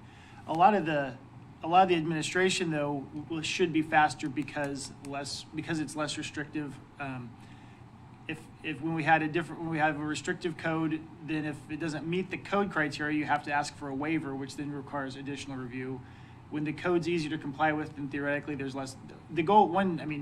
My goal and Darcy's goal and Carla's goal, all of our goal in drafting this is we don't want as many waivers. We want the code to be followed, but not have as many waivers, because they do slow everyone down and they require staff to review and have input, and we'd rather just have a code that people follow than a bunch of waivers. Well, it looks like on page 6 that the target approval days is 2, the maximum is 30. That's right.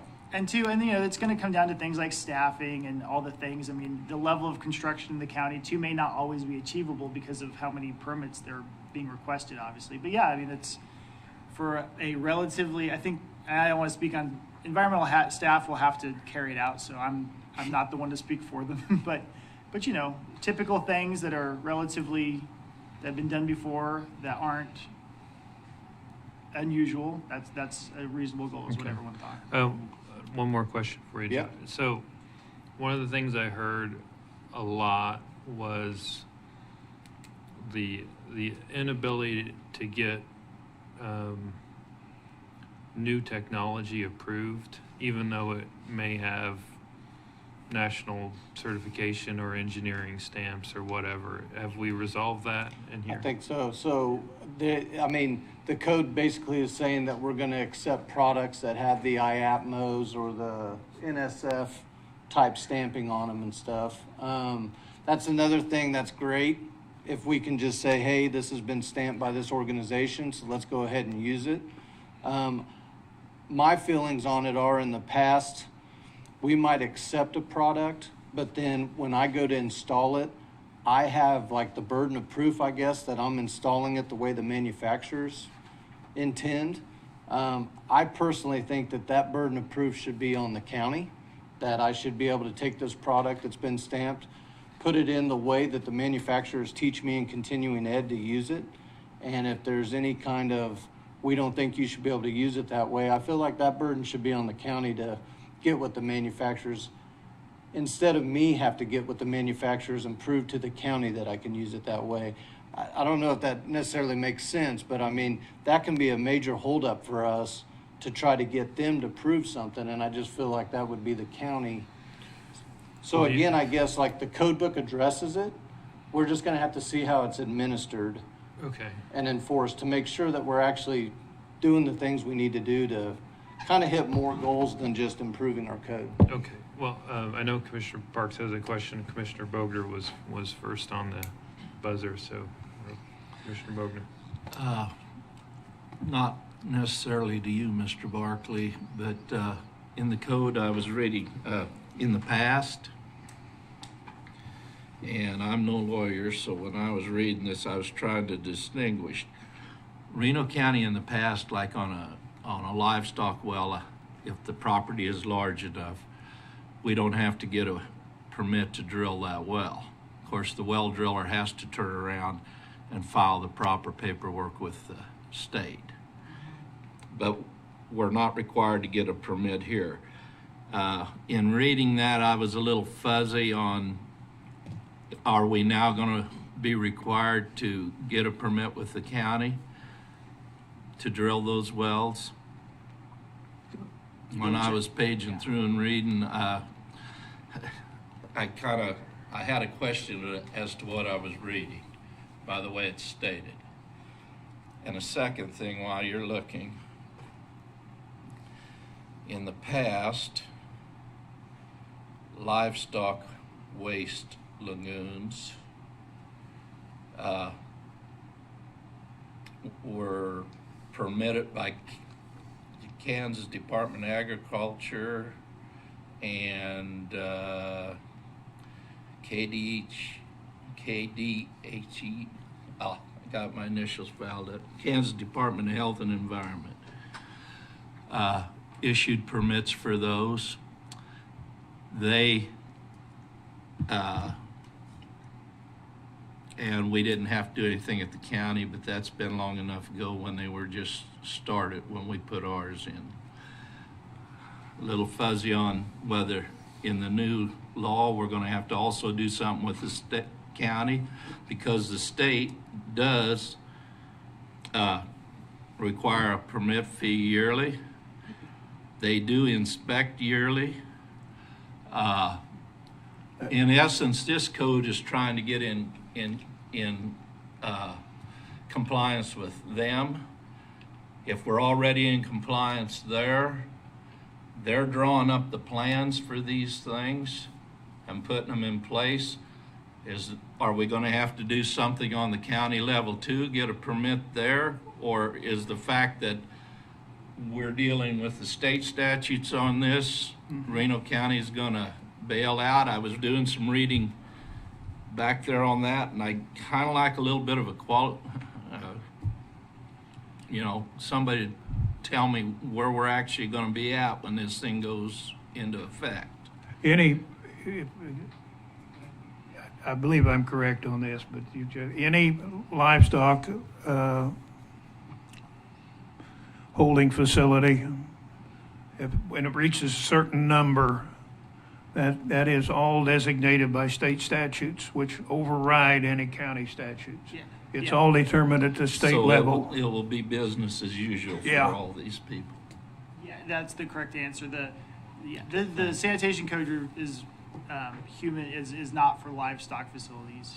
There's some things about lagoons for residences, but not for we're not Well, I regulating did those. notice in there that it was mentioned, and I just, to clarify in my mind what's going on here and what, the water well drilling deal, is that still? Yeah, so there's some, I learned a lot this summer about things. So there's a definition of, if it's for livestock, it's supposed to be over 10 acres of minimal, and if it's not, then that's not for human consumption, and so therefore, the code has no interest in it. There's also a different definition of a well that's not intended for human consumption, but is for lawn and garden. And you're supposed to have 2 acres to do that kind of a well. So that's kind of to catch the in-between track that's not 10 acres and not over 2. And again, those are wells that are the homeowners designated as not being for human consumption, so therefore we're not interested in regulating them also. And there's a little bit of regulation on if it's for human consumption. Well, I read that, and like I said, I was a little fuzzy on it, so thank you for the clarification. Like I said, I learned the lagoons had to be in the code because the minimal standards that KDHE puts out are silent about lagoons at all. So if you wanted to reserve lagoons as an option for Reno County, we had to write them into the code, is the reason why we mentioned them at all. But those are just for residential and human. Thank you. Commissioner Parks? Just to speak to your question about the system liabilities and putting in a system that's approved, I assume, and maybe this is a Patrick question too, if we're going to let you put it in, we assume the liability of you using that system. And I think that would be totally appropriate, that if there's a question that we would have to take the brunt of that. So that is a really interesting kind of question, and my position would be that the county doesn't take liability. Not liability for system failures or any of that, but I mean, if we've approved it, then it's. Well, and so that's kind of the theory of, and that's, I don't know how a contractor feels about that. I feel like from county staff perspective, we do feel like when we tell someone, when we issue a permit, we are to some extent telling people that what we're permitting is whatever we're safe, usable, reasonable, whatever word you want to put in there. And that's why, that's why sometimes it takes longer. That's why sometimes some of the scrutiny comes into play from county staff, because they want to make sure before they sign off on a permit that they feel confident about it. At the end of the day, it's a contract between the contractor and the homeowner, and we do want to give them, so finding the balance between, the county feels like we're giving permits, we have some responsibility, versus individual freedom, homeowners assess their own risk, talk to their contractor and make a decision as to what to do for their land. We are allowing more of that to happen, allowing more individual homeowners and contractors to come up with their own plan and give them less restriction on it. But the county takes very seriously when we give a permit that, we have a basis for thinking it's a good permit to give. Okay. And I sat in on that meeting. I was just kind of a fly on the wall that day because I wanted to hear what went on. Yeah. A lot of great conversation, and the soil practices and the forest training, everybody's good with that. Yeah. The way that worked out, training your own. So they wrote in there that if we got the proper accreditation from a soil science class, that we could perform our own. And then to touch on what you were talking about, the new products, it's just in the past that's been stymied sometimes by, we'll allow this new product, but only this one way, when nationally or something it's used multiple ways, and so I just think we need to kind of not only just say this product's approved because it has that stamp on it, but it's also approved to be used in these different ways, because we attend these continuing education classes put on by the manufacturers, and they show us all the different ways which can just kind of give you another pitch, I guess, in a situation where you're up against kind of a wall. Just another technique, I guess. But in the past, it's kind of been like getting the product approved is fairly simple, but maybe a technique is impossible. And that's what I'm trying to avoid, or I guess that's what I'm kind of reserving judgment to see. Are these permits coming out in a week? Are these products getting approved to be put in the way the manufacturers have taught us in these continuing educations and that leads into the next question. There is something in that policy that allows best practice of a sort. We talked about when you were in that meeting. I remember listening to some of the techniques and things that you guys use or may create that you use. And we've built that in there so we can continue to do some of that stuff. Would this cover those kind of issues? Or, Yeah. I mean, if you approve that system, like Josh is asking, is that just going to be an approval how he installs it? I mean, he's a licensed professional. And if he deems it needs to go in that way, will it just allow him to do that? So I mean, what we've tried to do to make things easier is the way I explained it to the contractors at the meeting, and what I come back to is the county needs, when we issue a permit, we need to have a file that says why we think it's approvable. And there's some of the ways to do that are if it meets the KDHE minimal standards, that's easy. If it's I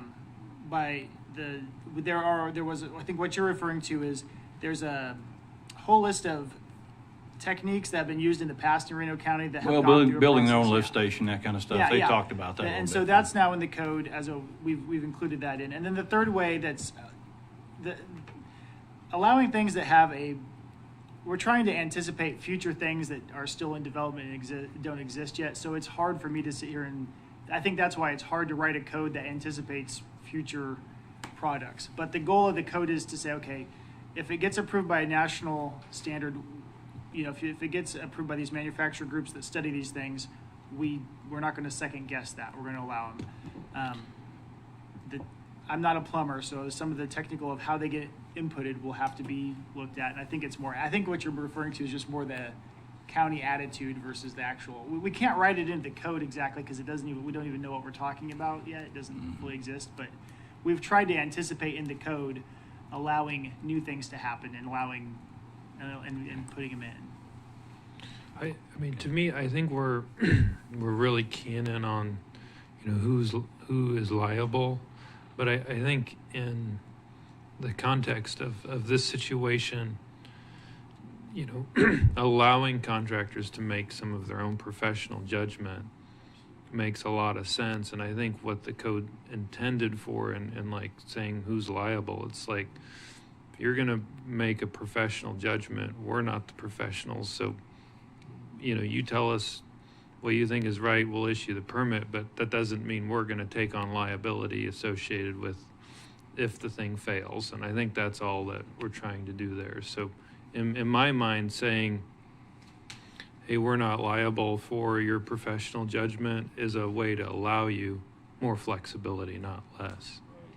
And I just want to be clear, we've tried in drafting this code, and when I say we, I mean environmental health staff wrote a lot. I don't have the technical ability to understand all these things, so they helped write this, but we wrote it in a way to try and give a lot of flexibility and a lot of different paths to approval for the contractors. We really did.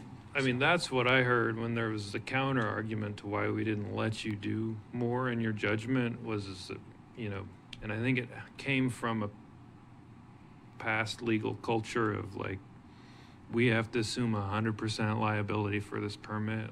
We're trying to disconnect that theory and give you more.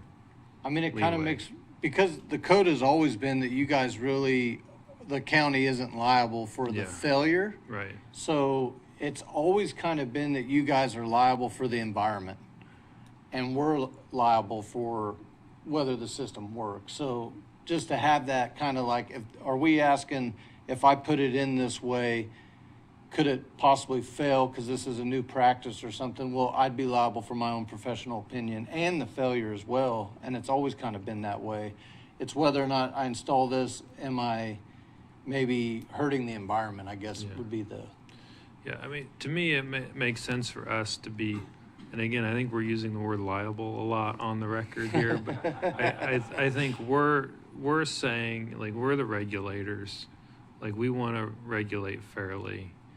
If as long as those rules are fair, if something fails, I think we're going to look to, the homeowner or the installer on that. But I think we've kind of hit this enough. We have liability just is one of those things that's going to trigger me as an attorney. So I think, and also I think failure. Contractors are thinking of failure to the homeowner. I'm still thinking of failure to the environment. So I guess that's also. But at the end of the day, we really, I think we've really worked hard to try and make like I said, a lot of different paths for approval available to the contractors, and that's the goal of the code. I've got a few other things, but I'll reserve it till the end. Commissioner Hurst, you good? Mr. Weitzel? So I believe our directive when we had that study session was to look at the code and then only include things that are essential that the state code doesn't address. And I'm not sure that we did that. It seems to me, just from conversations I've had, that we went and looked at our old code and said, how can we make it more friendly? I mean, what do you think? Is there stuff in here that is above and beyond what we need? I mean, I don't want to speak for everybody, but I couldn't be happier with it. I mean, I think honestly, I view it more like we went to the state code and adopted it in speaking terms, and then built on it to try to make it a little bit more like our current code was, which touched on things that haven't been touched on in 20 years. And then, honestly, from installers, I feel like we all got together, picked it to pieces, and then the county compromised and listened to us and put in some of the things that we're talking about. So I personally couldn't be happier with it, but I don't want to speak for every installer and everybody. But I think they did a great job. Ron, you? Commissioner Weitzel's comments. I think we did what we had to, with there's things that KDHE requires and there are things that they recommend. And if we don't do some of the things they recommend, then I feel like we're going to be held up at that part of the deal. So that's why a lot of that stuff is in there. It's because KDHE has they like it. Just in short term, that they like it, and it's going to speed up our process. Well, I think you're right, Commissioner Weitzel. It is different than we requested. Yeah. The thing that I can tell you, like, as chair and getting communication from Randy, there were multiple false starts and getting this back on the agenda, and that was their accommodating further comment from the industry. And if the industry wasn't here and this was just from staff, I would say, yeah, we got more work to do. But I feel pretty good that the industry's on board with this. What, I guess one comment about the perception of KDHE minimal standards is, I think, and I had this perception when I came into it too, there are some things that the state has like a model code that you can just adopt as a model, but in sanitation it really doesn't exist that way, because there is this bulletin 4.2 that has a lot of minimal standards, but if that's all you did, you would leave out a lot of other things that people want in Reno County, like lagoons and like some of these other systems. So what we've tried to do was make it an either or. You can just do this, or you can try and not throw out some of the good things that were in the old code when we revised it, was the goal. And I don't know, I guess time will definitely tell whether or not we accomplish that goal, but that was the goal. Okay, and I did have some specific questions on the code. Page 3C. Or I'm sorry, section 3, number C, there at the bottom. Section 3. No, you're there. Go up, go. Yeah, section 3C. Is it really necessary that we include neutral genders? I guess would be the. I don't know if it is. That was in the old code, and I didn't take some of those things out. Sometimes when you're writing, I didn't do a find replace to say if we said he or she. A lot of these old codes, while people are writing, they will use a masculine or feminine noun, and so that's the reason why you put that stuff in there. And just from a legalese perspective, this isn't like a PC thing. It's just it's neutral, it means both. Yeah, right? I mean, it just. Yes. It's not. We're not. You look at some of these old codes and they'll refer to the county administrator and say he in his opinion, whereas if you end up with a department head or an administrator who's doesn't identify as he, then it creates some sort of weird confusion. It's never kept me up at night, but a lot of lawyers like to put that in there just to make sure there's no gotcha in the future, I guess, as to the way the English language interacts with pronouns.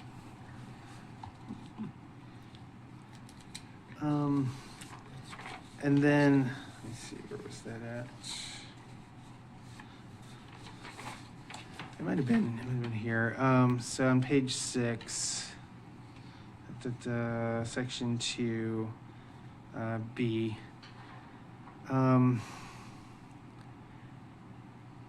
this wasn't it. But there was a place in here where it said about if you want to install your own, you have to become a licensed contractor. Is that really necessary? I mean, you know, it seems like a lot of work for somebody to be able to work on their own property. There's a process, but for them to get a license, but it has a different process to do your own in-home one, and it's relative. So, other county staff could explain that better than I can, but you don't have to go to your technical school and become a licensed plumber, but you can. But there are some minimal requirements. Reno does have quite a few people who maintain their own, but we've always required them to get at least some minimal understanding of what they're doing, so that they can.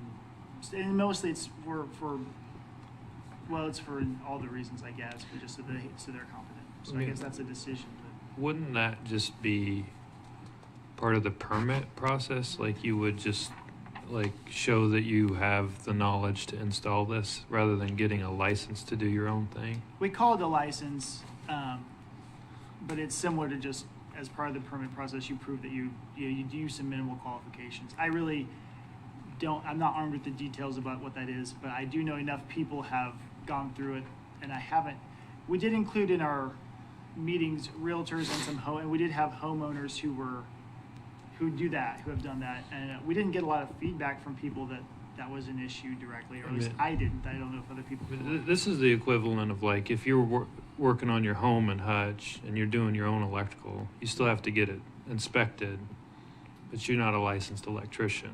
You don't have to get licensed to do it for other people. You get a special license that lets you work on your own sanitation system. Is what it is. So. I'm kind of with Commissioner Weitzel, where it seems duplicative, where you don't need a license to work on your own home. You may need to get it inspected, and you may need a permit to install it, and the permit may require you to demonstrate that you have the expertise to install it.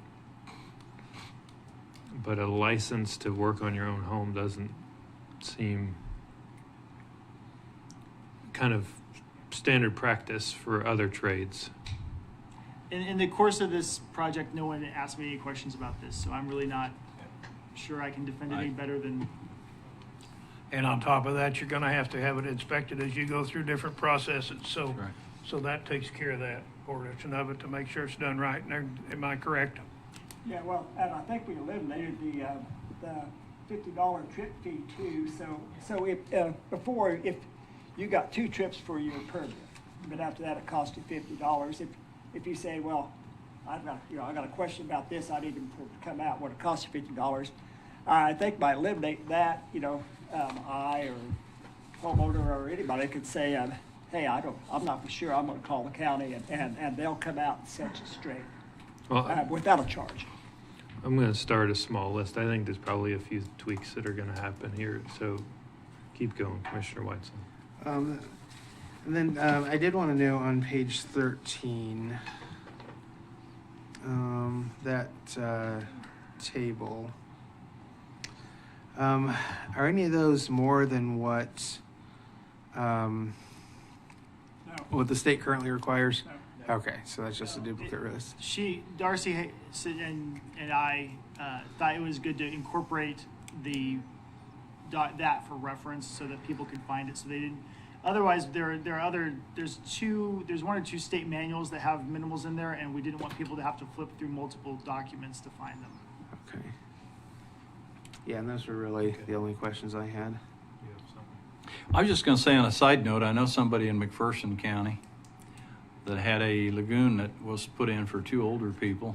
Just so you guys probably, and I think Josh, you've alluded, you've worked up there. It's not just messed up in Reno County to a certain degree. Then another second inspector came back in a year later and told him you didn't need a lagoon. Why'd you put that in from Reno or from there? Because they didn't generate the water they needed. 2 older people don't flush and drink as much water and do baths and all laundry and the things that it takes to keep it full. And they wanted them to take it back out. So I think we make great strides, honestly, here, and I think it's going to be a great deal for you guys. I personally appreciate all your inputs to all this. I wanted to, I'm probably on the fence on this, but I wanted to see what the rest of the commission thought.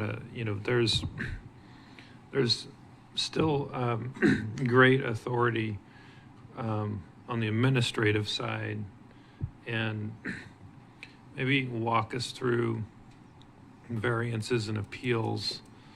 And I mean, normally in a zoning, or frankly any decision, it eventually could come to us, and I don't see that here.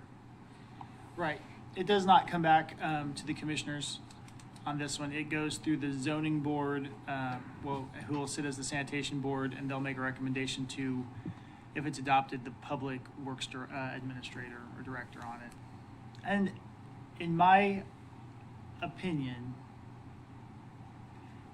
I guess, which won't surprise you since I'm the one who was involved in drafting it,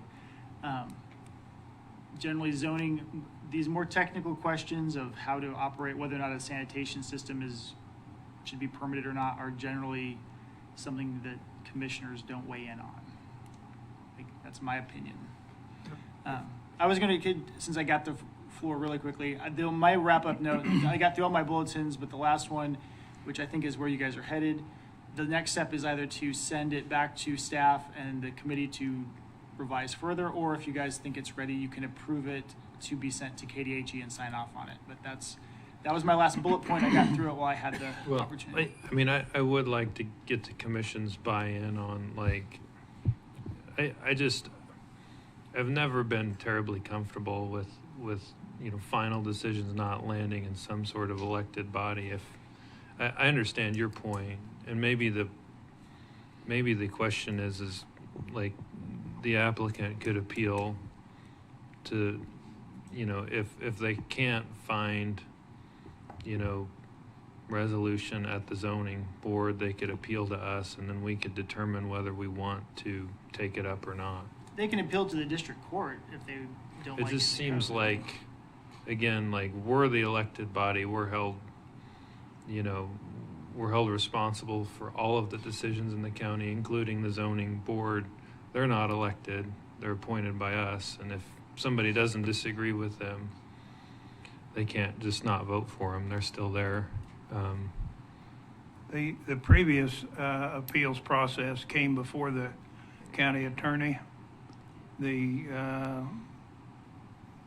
environmental protection, environmental county Sanitarian and the health officer and the county council. The county counselor and the administrator. I hate that. And that's the way it was before, and that ended there, unless you went to court. The next process was court. And I think that's the way it should be. And so I'm okay with having, sorry. No, Last you're fine. word took longer, Randy. That's fine. I'm okay with the planning and zoning board going that way, because then there's another, I always felt that the appeals process should have been, we were involved in one of these, and I felt it should not have been where it was at.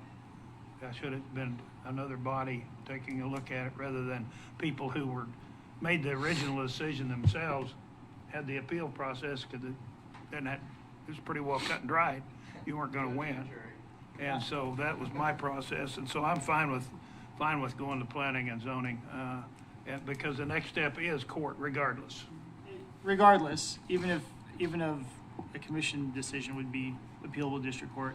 And I guess my other rebuttal to Commissioner Friesen, rebuttal hopefully isn't the right word, but the commission ultimately determined who the administrator of the county is, who determines who the public works administrator is, who has some final say, and you appoint the zoning appeals board. Yeah, So I mean, we've there's had checks this and balances. issue with, like, we appoint the health officer too, and we've obviously disagreed with them in the past, and so I'm not gonna beat this to death unless there's I'm in agreement with you. okay. So Yeah, speak to maybe what most of your appeals are. You guys kind of covered it. Having been the one that was in the room listening to you, I go back to that. Most of your appeals, if I remember right, really were hinged upon setbacks and things like that, where you fought that more often than anything. And that's really greatly modified that in this new code to help some of those things, has it not, Ron and Josh? With the new code, I just foresee the waivers are gone. I don't think we'll have them. We can't because they're state. So with the waivers gone, then I think the appeals are gone too. I just think this changes the whole game on that. And the way it was handled before, was terrible, I thought. But I kind of like Daniel's idea about being able to talk to the commissioners before I go to court. I mean that makes a little more sense. But I really think this is probably the best we're going to get. I mean I see nothing wrong with this new code.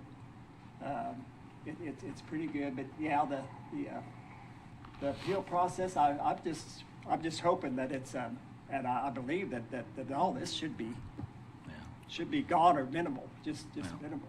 Well, that's kind of what I gleaned from that. I just, not trying to. I don't disagree with you completely, but that's kind of what I gleaned from that meeting. It was going to greatly improve and help. I mean, if push come to shove, I'd rather talk to you guys than I would go to court. I mean, So, what is your opinion on? Well, I mean, I think they can't get help, and I would like to see it come here and stop here. I understand the actual legal process around the code, if it has to go to court. Does it absolutely have to go? Well, they have the right to go to court, I guess is the way I'd say it. So no matter what, they have a right to. I mean, go. yeah, I mean, that's going to be more that's pretty expensive for us than just coming and talking. I don't think even under the current system that has more appeals, I don't think very many, if any, have ever gone to district court.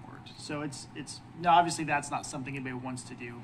Okay. Yeah, but remember one before going to district, two going to district court. That I was involved in, but again, too, yeah. I mean, if it's an option that court or you guys, I mean, I think we can always go to the commissioners instead of court or.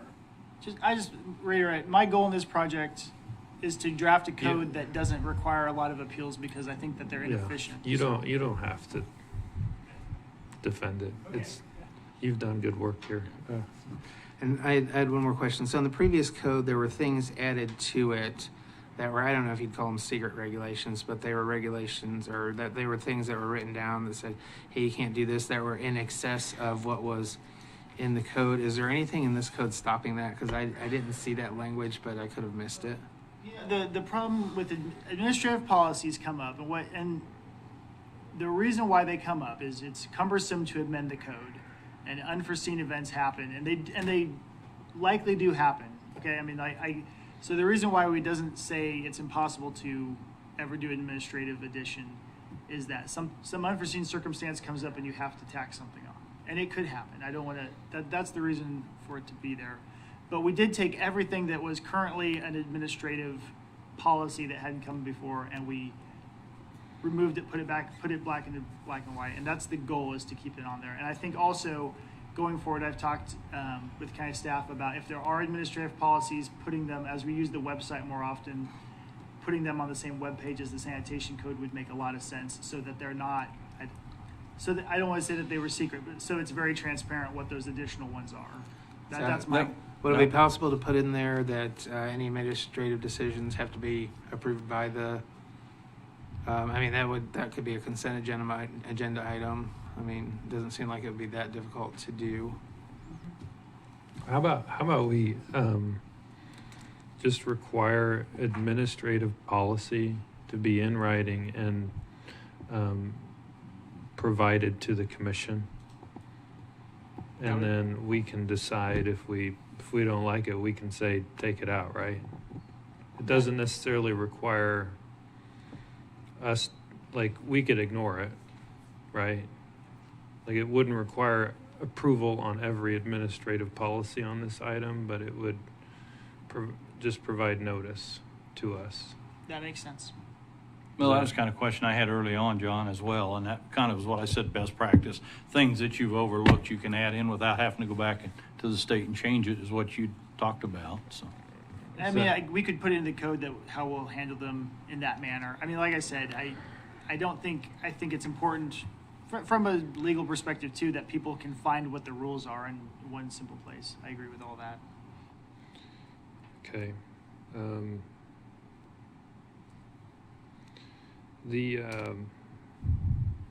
So on the appeals,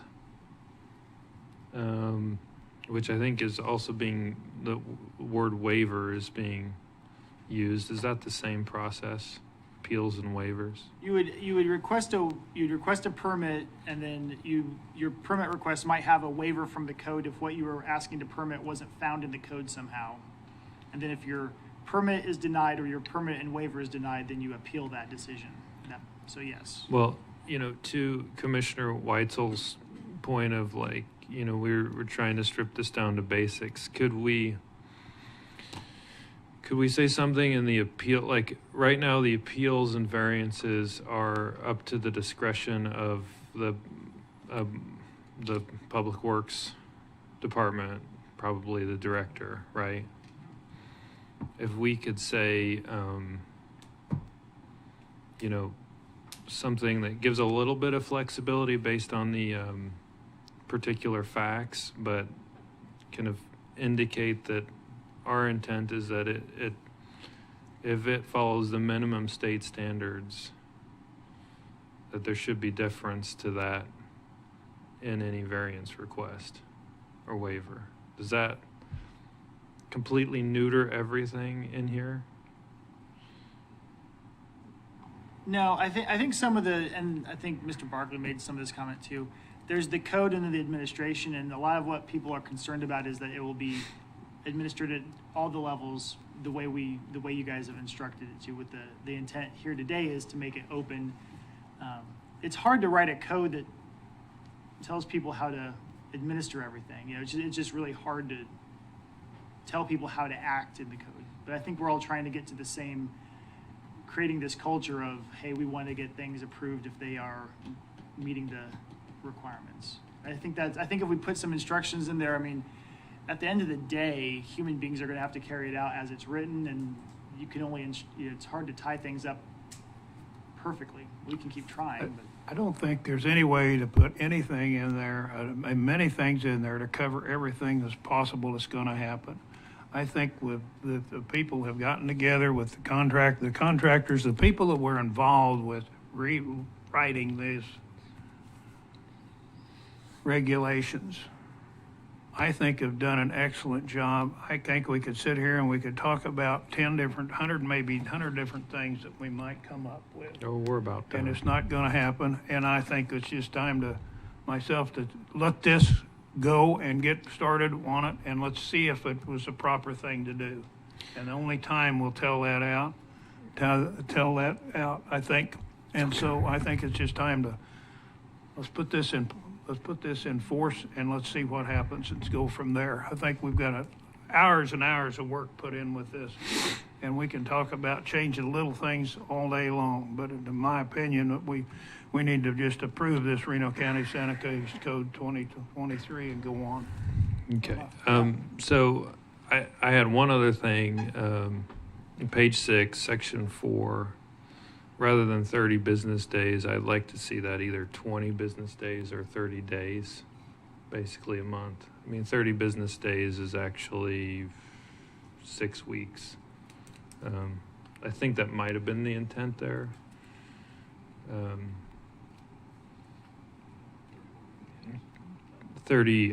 It's either I'd like to see 30 days or 20 business days, which is a month. Does anybody have a problem with that? Okay. I like that. Okay, so here's where I think we are. I think we are in consensus that this is very good work. I think there's a few tweaks that we may be asking for. One of them is to not require a license to work on your own home, but the permit may require you to provide that you have the knowledge and expertise to install it. So it's streamlining the process a little. It's not a license and a permit, it's just a permit. So is anybody opposed to that tweak? No. Might ask the contractors why they put that in there, why that was put in there, the way it is. I mean, I honestly don't know because I'm on the contractor side of it, to where I have to get the other type of wastewater license. Yeah. I do know, I've talked to somebody like this, and this is just out of chance on the last week, and they explained what they were gonna have to do to put in their own system.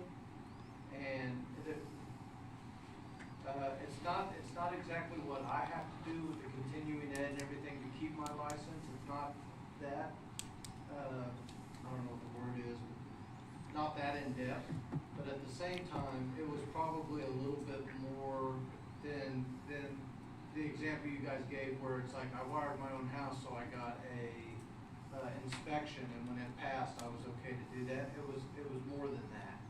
So probably getting with Darcy or something, finding out what she requires for them to do might be worth it. Because it did sound like, I think the guy said that he had to come and do like 4 or 5 hours or something. It was. I mean, it does sound a little more complicated than watching a YouTube video and installing your own outlet, but like, all I'm trying to suggest is that it's streamlined. It's not, it just seems like not needed to get a permit, a license. Like, the permit should include, qualifying them as, they have the expertise to install it. That's all it is. It's just a streamlining of, it's less paperwork, I'm thinking. Not so much expertise, it's having it inspected, right? Whatever you guys want to do on that, Well, I mean, to get the permit, you're gonna have a construction plan, which you're gonna have to kind of have your expertise in that. Right. So, okay. I think the second point is that we'd like a small tweak related to any administrative policy developed from this code would require it to be in writing and first provided to the commission.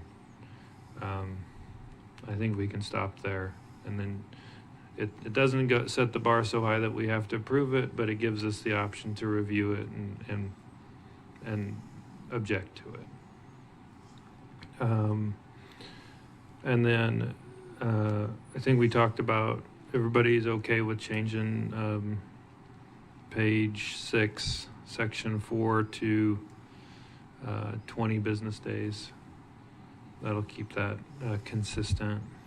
And then, I think everybody was on the fence whether we tweak appeals to give deference to state minimum regs or not. I don't want to poison pill the whole thing. Does that go too far from staff's position? Just speaking for myself, which, I'm just trying to think the whole process of an appeal, and you write a code trying to capture every situation you know of. So I don't know without knowing what the situation will be like or who will be involved or it's hard for me to say what the right thing is.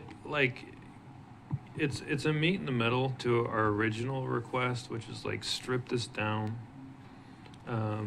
Which I understand why you didn't end up doing that way, and I think the industry understands it too. It's just, you can use the words you want, whether it's deference or whatever, but that would guide a variance request if it's hey, the state doesn't prohibit this, Or even just put in a section, this is the intent of this code. I understand. I I think I can put something in there. It's just anytime in a I guess I'm being a little bit obtuse, but when you write a code, it's very easy to put the objective criteria in the code, but your guys are kind of injecting some subjective things, which I can write in there, but I don't know how they will actually carry out. Then you shouldn't have appeals, right? If there's nothing subjective, then you don't need an appeal. I think that's That in my world, you go to appeal, and it's like, well, you didn't meet the objective criteria, so yeah. you don't win the appeal in my viewpoint. But that may not be the viewpoint other people have. Commissioner Bogner. Well, my thought was in the form our current government, local government is, we're not trying to do the day-to-day stuff. We've got staff to do that. Now, we can change staff, we can reprimand staff if they seem to be getting out of control. But do we want to start micromanaging? So I'm wondering if we shouldn't leave it just kind of about like it's written. Just a thought. I'm kind of there with you, Don. I'm going to jump in there. We do too many things. We're going to slow it up. And the whole idea is to get these boys and women to work and get the customer satisfied out there. And, you know, if it's got to wait till the next commission meeting before they can settle on it, then you're a couple of weeks out at least. And I hate to do that if it can be resolved some other way quicker, for sure. And then to speak on one other item, I don't know if you'll touch on that, Daniel, or not, but to something John said, I think we run down a slippery slope when we start writing things about genders. I'd like to see that gone. I don't think we need that in any of the county policies. I mean, everybody recognizes that that is a factor in society, but constitutionally, we still protect that in the United States. We don't have to recognize it either. So, I mean, it's not that I disapprove or approve, it's that I don't think that's place for it in policy, honestly. But about every contract I've ever read, that statement is in their legal contract. Well, Simply, I mean, before all this new I don't think stuff happened in I'll put it that way, in the past few years when it's just one blurry line. That was common legal practice to cover just what Patrick The persons said. will cover that. That particular language covers all that. I understand that. I actually think like using the words they, persons is what it's referring to as neutral, not it's not a Persons could cover any person. Yeah, I think that's the intent. Here's an idea.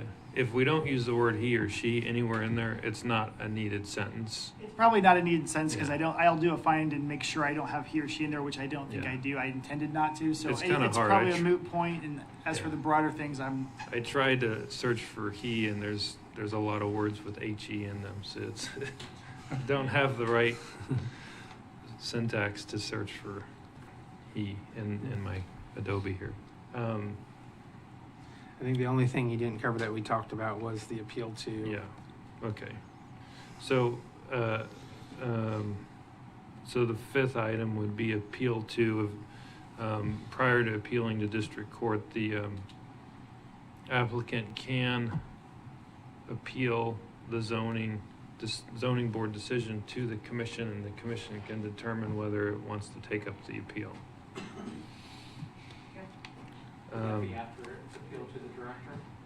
yeah, do you want it to go Director, then- planning and zoning first and then you guys, or do you just want to go from just straight to you guys? No, It goes last before it goes to district court. yeah. So just to be clear, zoning board, and then if they don't like the zoning board, then they get to come here. Just like any other zoning application, right? From From the zoning directly to the commission? zoning director commission. Yeah, that's what it'll be. So I think I heard there wasn't consensus on like the softening of the appeals. It just didn't, I know you were out on it. You were kind of out. Yeah.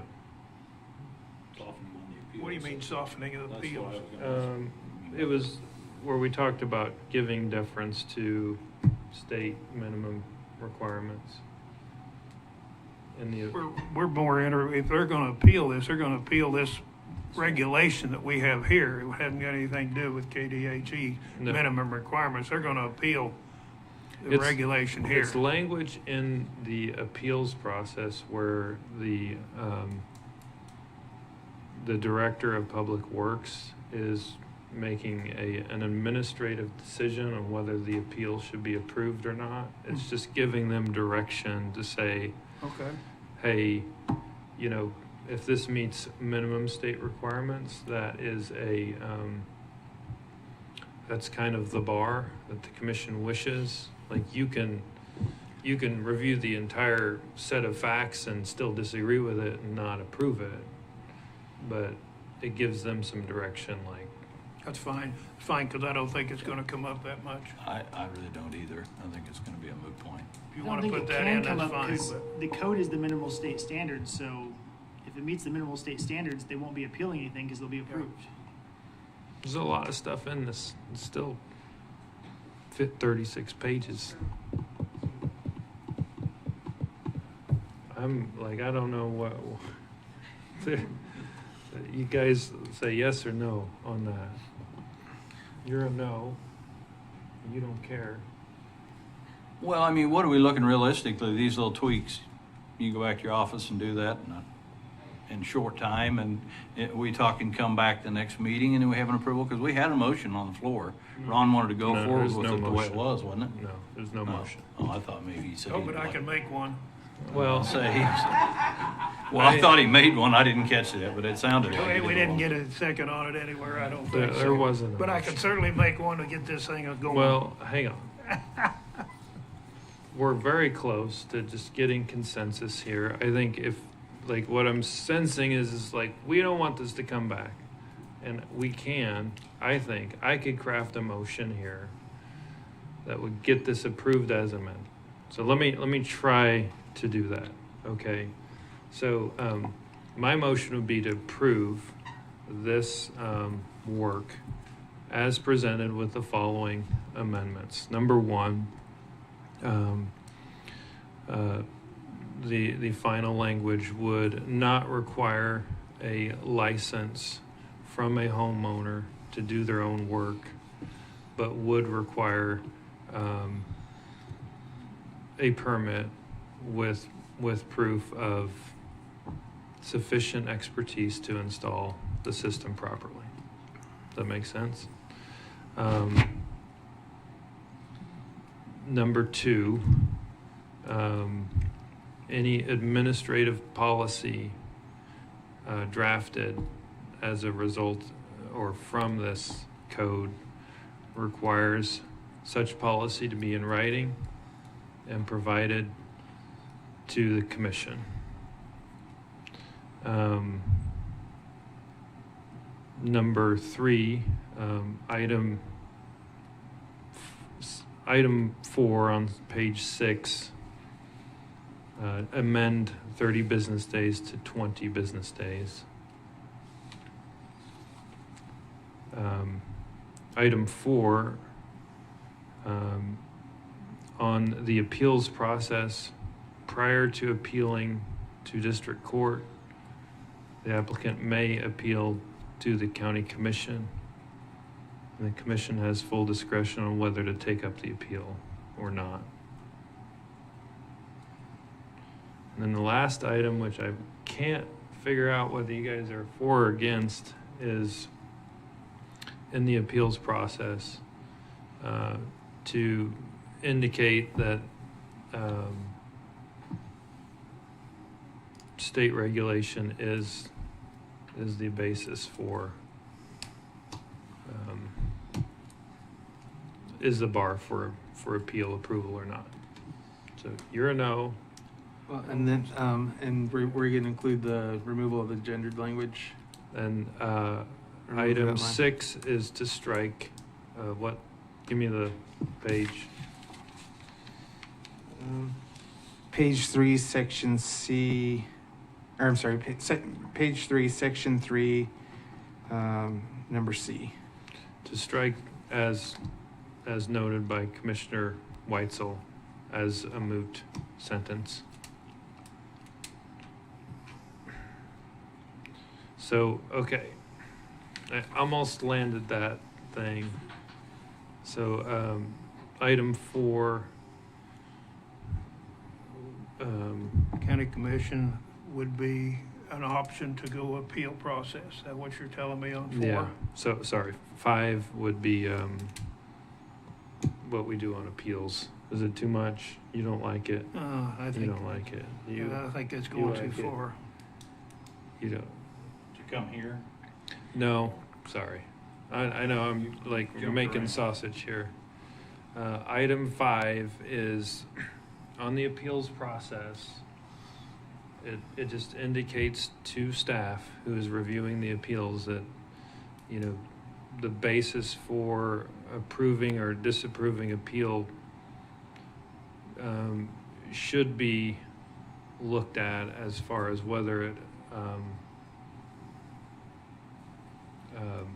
abides by state standards. Yes. Okay. I'm good with You okay with that? Are you sure you want to say state standards? Because everything in here that may be required isn't necessarily a state standard, like the leaving them build lagoons and some of these other processes. I think it's just Minimum. providing guidance. I would say not- minimum state standards. Well, But we have part of the policy speaking to Okay. the policies, and that, you just Yeah. addressed that those variances Here's what would come back to us in I policies. don't think it's worth, Yeah. you know, crafting for another 10 minutes here. Like, let's just, I think Commissioner Weitzel and I are on the board on this. The rest of you is like, just get No, it out I'm the on door. board with it, but I think the language is there, Don, with the policy coming back to the board. It's kind of what you're talking about, the state Fine. minimum, but then, Okay, so you're basically saying, we don't need to indicate that because it's already assumed through the appeal process? You've got the appeals process in here already with the county commission being number 4, right? I don't really care at this point. What do you? Commissioner Weitzel? I need an Okay. I mean, Okay, let's do that one more time. I needed an example here first, if you don't mind. Give me an example of an administration policy that needs to come for us in writing before it's changed. Okay. It doesn't matter if it's an I just need administrative to- policy, I it need needs to to be in In writing. the past, like I can do one real quick, I think.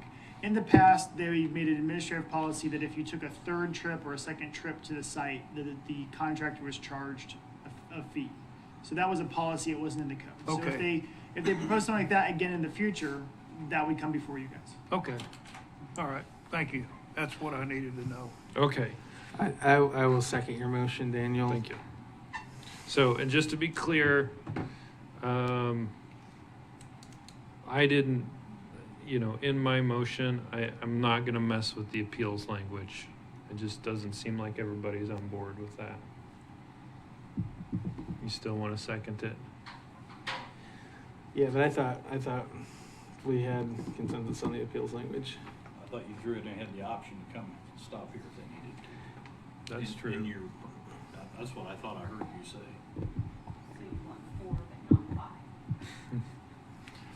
Let's just, 4 hey, and 5, I tell don't me the care. difference. Listen, we're getting a lot of work done here. We're gonna be out of here by noon. Let's just get it right.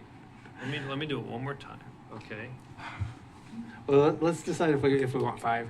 So do we want to put in the code language that says, hey, if this is appealed, this is the intent. The intent is to approve things that meet minimum state standards. So that way an administrator looks at it and says, well, their intent was this, 30 years from now. Or do we not want to put that in there? I You've think got we an should put it in. appeals process already in here in 4. Right, I know, but this Why add another is one? no, this doesn't add another one though. This just gives guidance to the lower appeals. That'll all come out in the appeals process. I don't think that has to be added in there. How about we do this? Let me suggest something. Okay, let's look at page 5. Well, I think Randy's the deciding vote on this, so Well, what do you let think? let me see if I can convince him. Okay. So if you look at page 5, section 8, variance of requirements, if you said, in unusual cases where compliance with the requirements of the code is not feasible and otherwise comply with minimum state regulation, that's all we would add. And otherwise comply with minimum state regulation. In my mind, the people that wrote this have a reason for having the statements that they put it in, the wording they put it in. I don't think that I want to be involved in not being a person who understands the code requirements and wording to set about and change it. But this still, I just don't understand. This I can't still, put myself in that position. this still does not remove the authority to make the decision, and they can,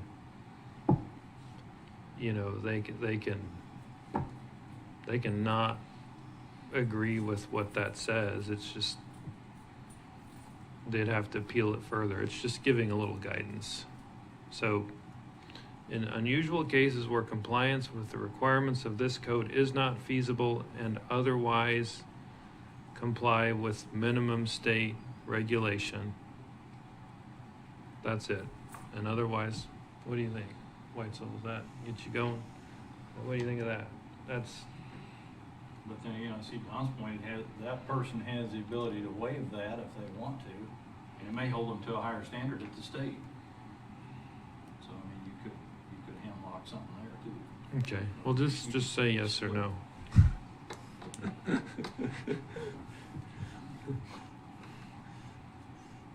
Yes. That's Okay, moving. he's- We gotta yeah, get it thank you. going at the What do you peak think, to Don? Get these boys to work, so. On putting it in or not? Yeah, putting it in. I think it's redundant. I- But to get this thing off All dead right. center and get something done after all these months. That's right. I would consent to leaving it there. Okay.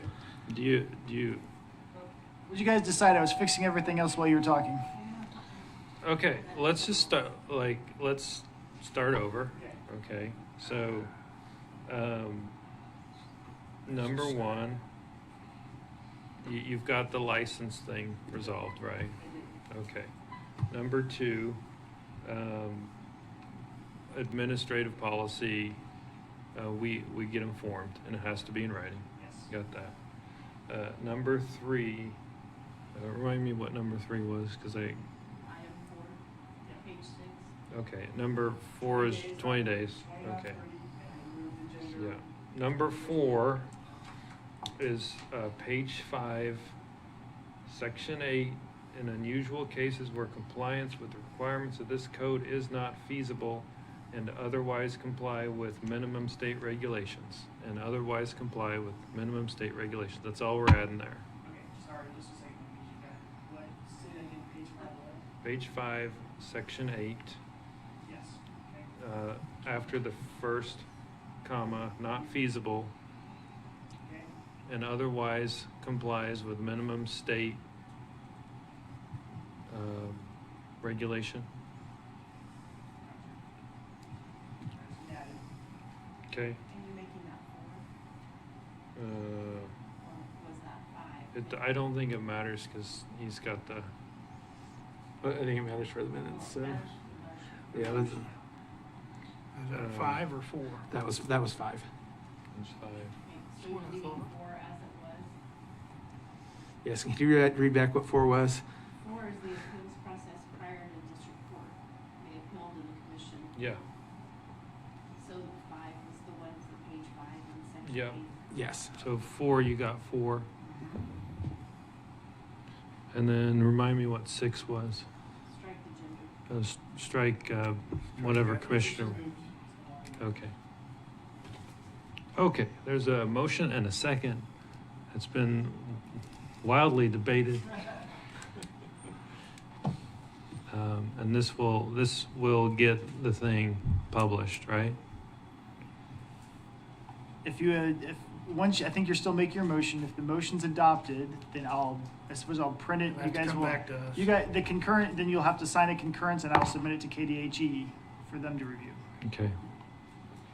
It'll have to come back to us at the next meeting. No, we've moved to approve as amended. It's not coming back. It's up to you guys. That's, That's your motion. yeah, that's the motion. It's moved to be approved as amended. Like, if you need a signature on it, we'll sign it. But that's my motion. I need a signature, yeah. There's a form from KDHE that has to be signed. Pass it around. We'll get it signed. Okay. Any final discussion? Commissioner Bogner almost passed out over there. We got to get him some food. Roll call, please. Commissioner Hurst. No, because of number 5. That's just, I think, Commissioner Parks. Yes. Commissioner Bogner. Yes. Commissioner Weitzel. Yes. Commissioner Friesen. Yes, motion passes 4-1. Thank you again for staff, for the industry. Ron, especially you. You've been, ever since I've been on the commission, you've been bugging me about this, and I appreciate your persistence. I got like 1 year left. We finally got something done, so Well, thank you. I'd like to say thanks to everybody here, Randy, Patrick, Carla, you guys. I mean, this started back in 2005. It was a problem you guys, everybody here adopted. Yeah. And, it finally took up to this to get it done. And I feel real good about this. Yeah. This Well, is I really good. admire your persistence. Thank you Thank you, guys. for your effort for Reno County. Thanks, guys. Okay, let's finish up by noon. Make it quick, Randy. The monthly reports are in here for Health Department, Human Resources, Maintenance, Public Works, Solid Waste, Treasurer, and Youth Services. Any questions? I have about 18 questions. No. I don't have any other meetings today, so. Daniel, don't you have a question? No, anything, I want to amend his report. so there's no questions for Randy? On that one? No. And the financial report is also up here. Any questions on that? Revenues are looking good for the general fund. Coming in, we're over the budgeted amount because of sales taxes and interest. So those have helped. There's no, I didn't find any departments or funds that are in bad shape or in trouble of not meeting their budget for the year or cash. So, any questions on any of the funds? Okay. Then I just wanted to let you know that I found out yesterday that the county health department received the opioid grant for $1 million over the next 3 years to spend it. On February 28th, that came before the county commission. You guys approved applying for the grant. This is not increasing government, not increasing staff. It's just paying for what we already do, helping the budget. So we did get that $1 million grant. So that'll help health department's budget for the next few years. So is that money that we're gonna hear how it's spent, or are you just gonna slam it into the budget, or what? It's just going to cover Those, current costs. so does that mean we reduce the mill levy by $1 million? Well, the past 3 years, it's already been cut in half. So, yeah, I don't know. That's, Okay. I guess when we do the budget for 25, you guys can have that discussion, knowing that it's only going to last for a few years and then come back. Okay. And then, just to give you kind of a heads up for the Yoder Water District. So we have it's $1 million project. We have a $600,000 grant. The other $400,000 we have to finance. We have to figure out. And one of the best ways to finance that is with the KDHE's SRF loan. But we can't get it done this year. We can we're not on the intended use, and you have to have the town hall meeting, the public hearing, and an adoption of a resolution or of the application by October 16th. So we're not in position to do that this year. we're gonna work on it toward the end of the year and bring it back next year. But what you guys will need to do this year is, at some point, I'll work with Patrick, an authorization of the project, of the applying for this grant or loan. We need authority to do that. Again, we'll see if it's forgivable. We're not sure if it meets the criteria to be forgivable and the state has the money next year, then up to 30%, about 120,000 of that 400,000 could be, written off to not have to charge the Yoder residents. If it's not forgivable, then we still need that 400,000. The interest rate through KDHE's loan for a 20-year loan is it's between 2 and 2.5%, so it's a good rate. So, but all that will come before you, next year, but I will be bringing something later this year. You said 400,000, you mean 4 million? 400, no, this is the water project. The water, okay, yeah. No, the sewer project, yeah, that's. Okay, gotcha. You guys That's where I was at, some but. of that process. So, to do the loan application, I'll also bring this to you guys. We need an administration of it for the Yoder, or the Habit and Yoder Sewer District. We use Branson Financial. They have experience in this.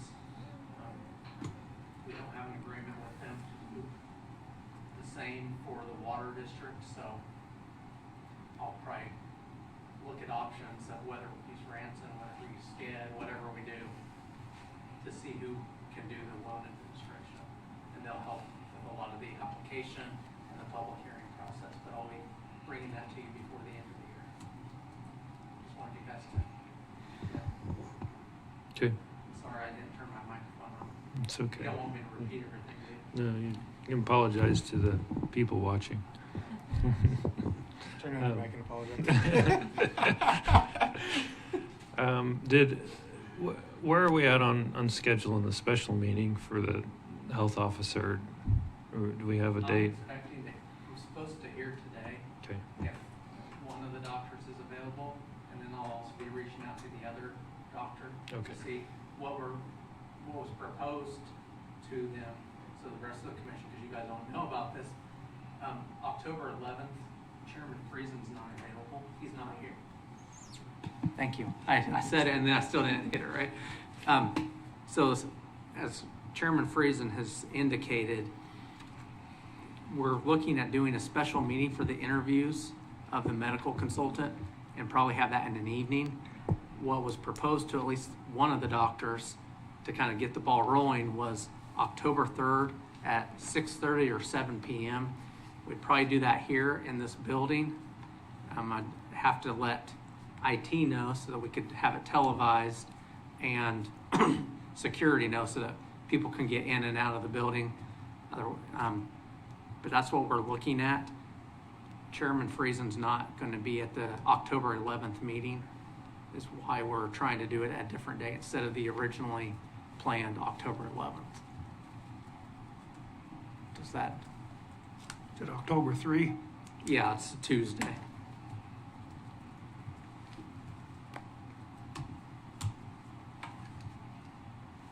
And you'll get us a time. It's still being determined. It's either 6:30 or 7. I wanted to see what the doctor was available, and then I'll call the other doctor also. But I would probably try for 6:30. Unless you guys want it at 7. I mean, that's... I'm just writing a note. Does October 3rd work for all 5 of you?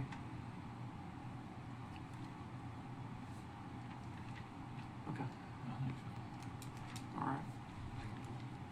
If that changes, if the doctors are not available, I will probably send you guys out an email so that we can try to find another day, whether it's next week or the week after, to do that. So. All right. That's all I have. Thank you, Randy. Commissioner reports. Commissioner Weitzel.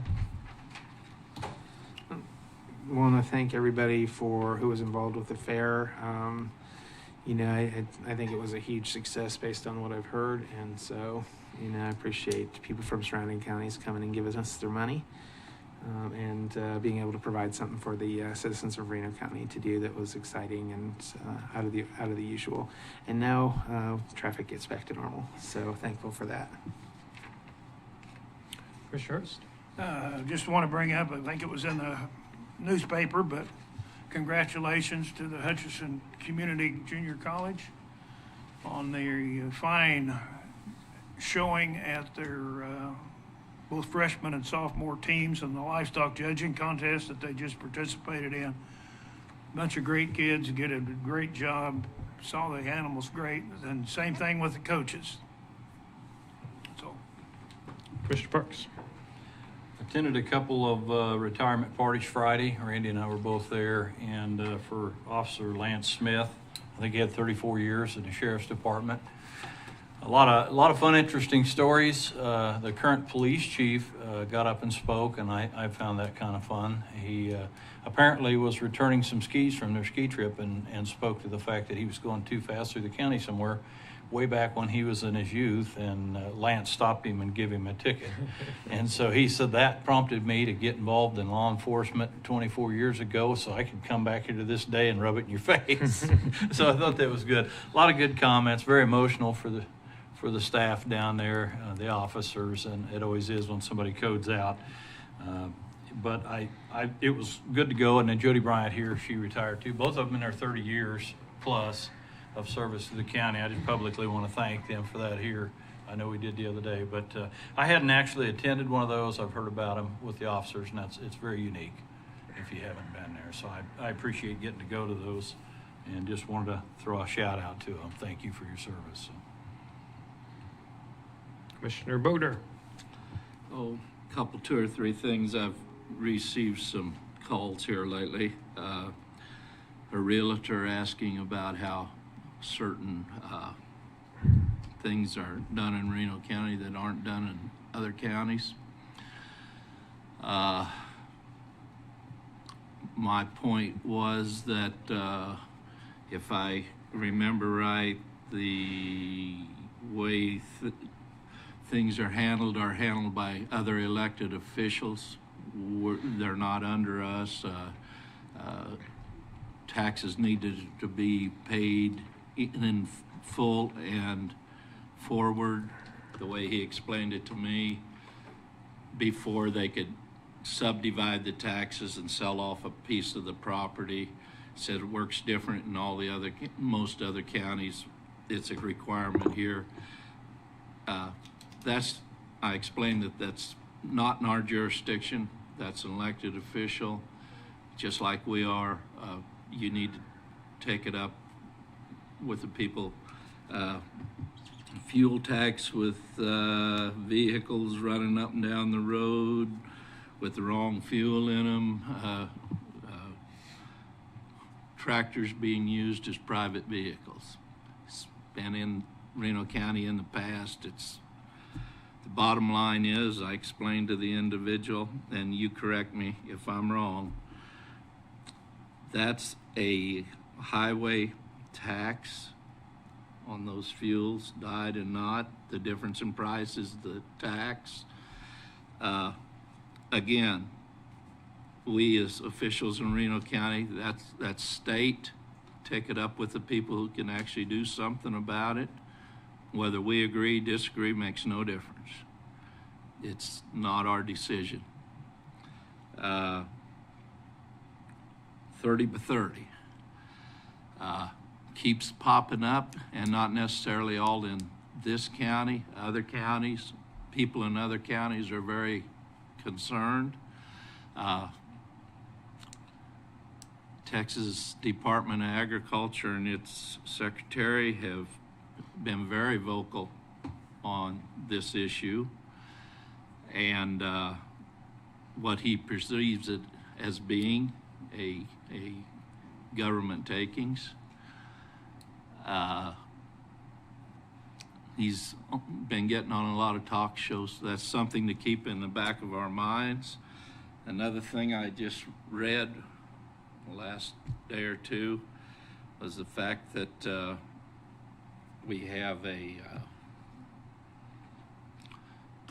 there are starting to be pipelines for CO2, and there's apparently a pretty good kill zone when there's no oxygen, if there's a rupture or anything. And a lot of county commissions in other states, being these are not utilities. These are private companies. They don't have eminent domain, and the county commissions in several of these counties are having to make some decisions. Hopefully we don't have that kind of thing coming to us, but it's something to think about. And lastly, I know I'm going to cheat just a little bit here. When some of this, well, there was a little party went on and some people didn't like it out here in the eastern part of the county. Please call the proper authority. I'm glad you included me and asked me to intervene, but that only hinders the process. Make your call directly to 911 when you need fire or even if you don't perceive it as an emergency, those people are prepared to handle it as an emergency or not. Should you need the help, you'll get it a lot faster calling directly instead of this roundabout way. We have good people and good processes in place. Please use them to your advantage. And some of the people called me the day later and said, we want to know, and we want to know as soon as possible. Those are the guys that know the law, know their fire districts, know what's going on. Contact them to direct. If you want to call me later and keep me informed, fine. That's great for my ability to address issues. But get the best help the quickest you can, please. Thank you. Thank you, Commissioner Bogner. It's 11:59, so I'm just gonna, this is the official clock right here, not the, that's right there. Just hit 12, right there. You Yeah. try to tell me, man, you're Look, going to use up 30 seconds. look, right there too, 12. Thank you, everybody, for all the good work today. Appreciate that. We've made some good accomplishments. I'm going to reserve my comments till next meeting. So thank you. We'll adjourn the meeting.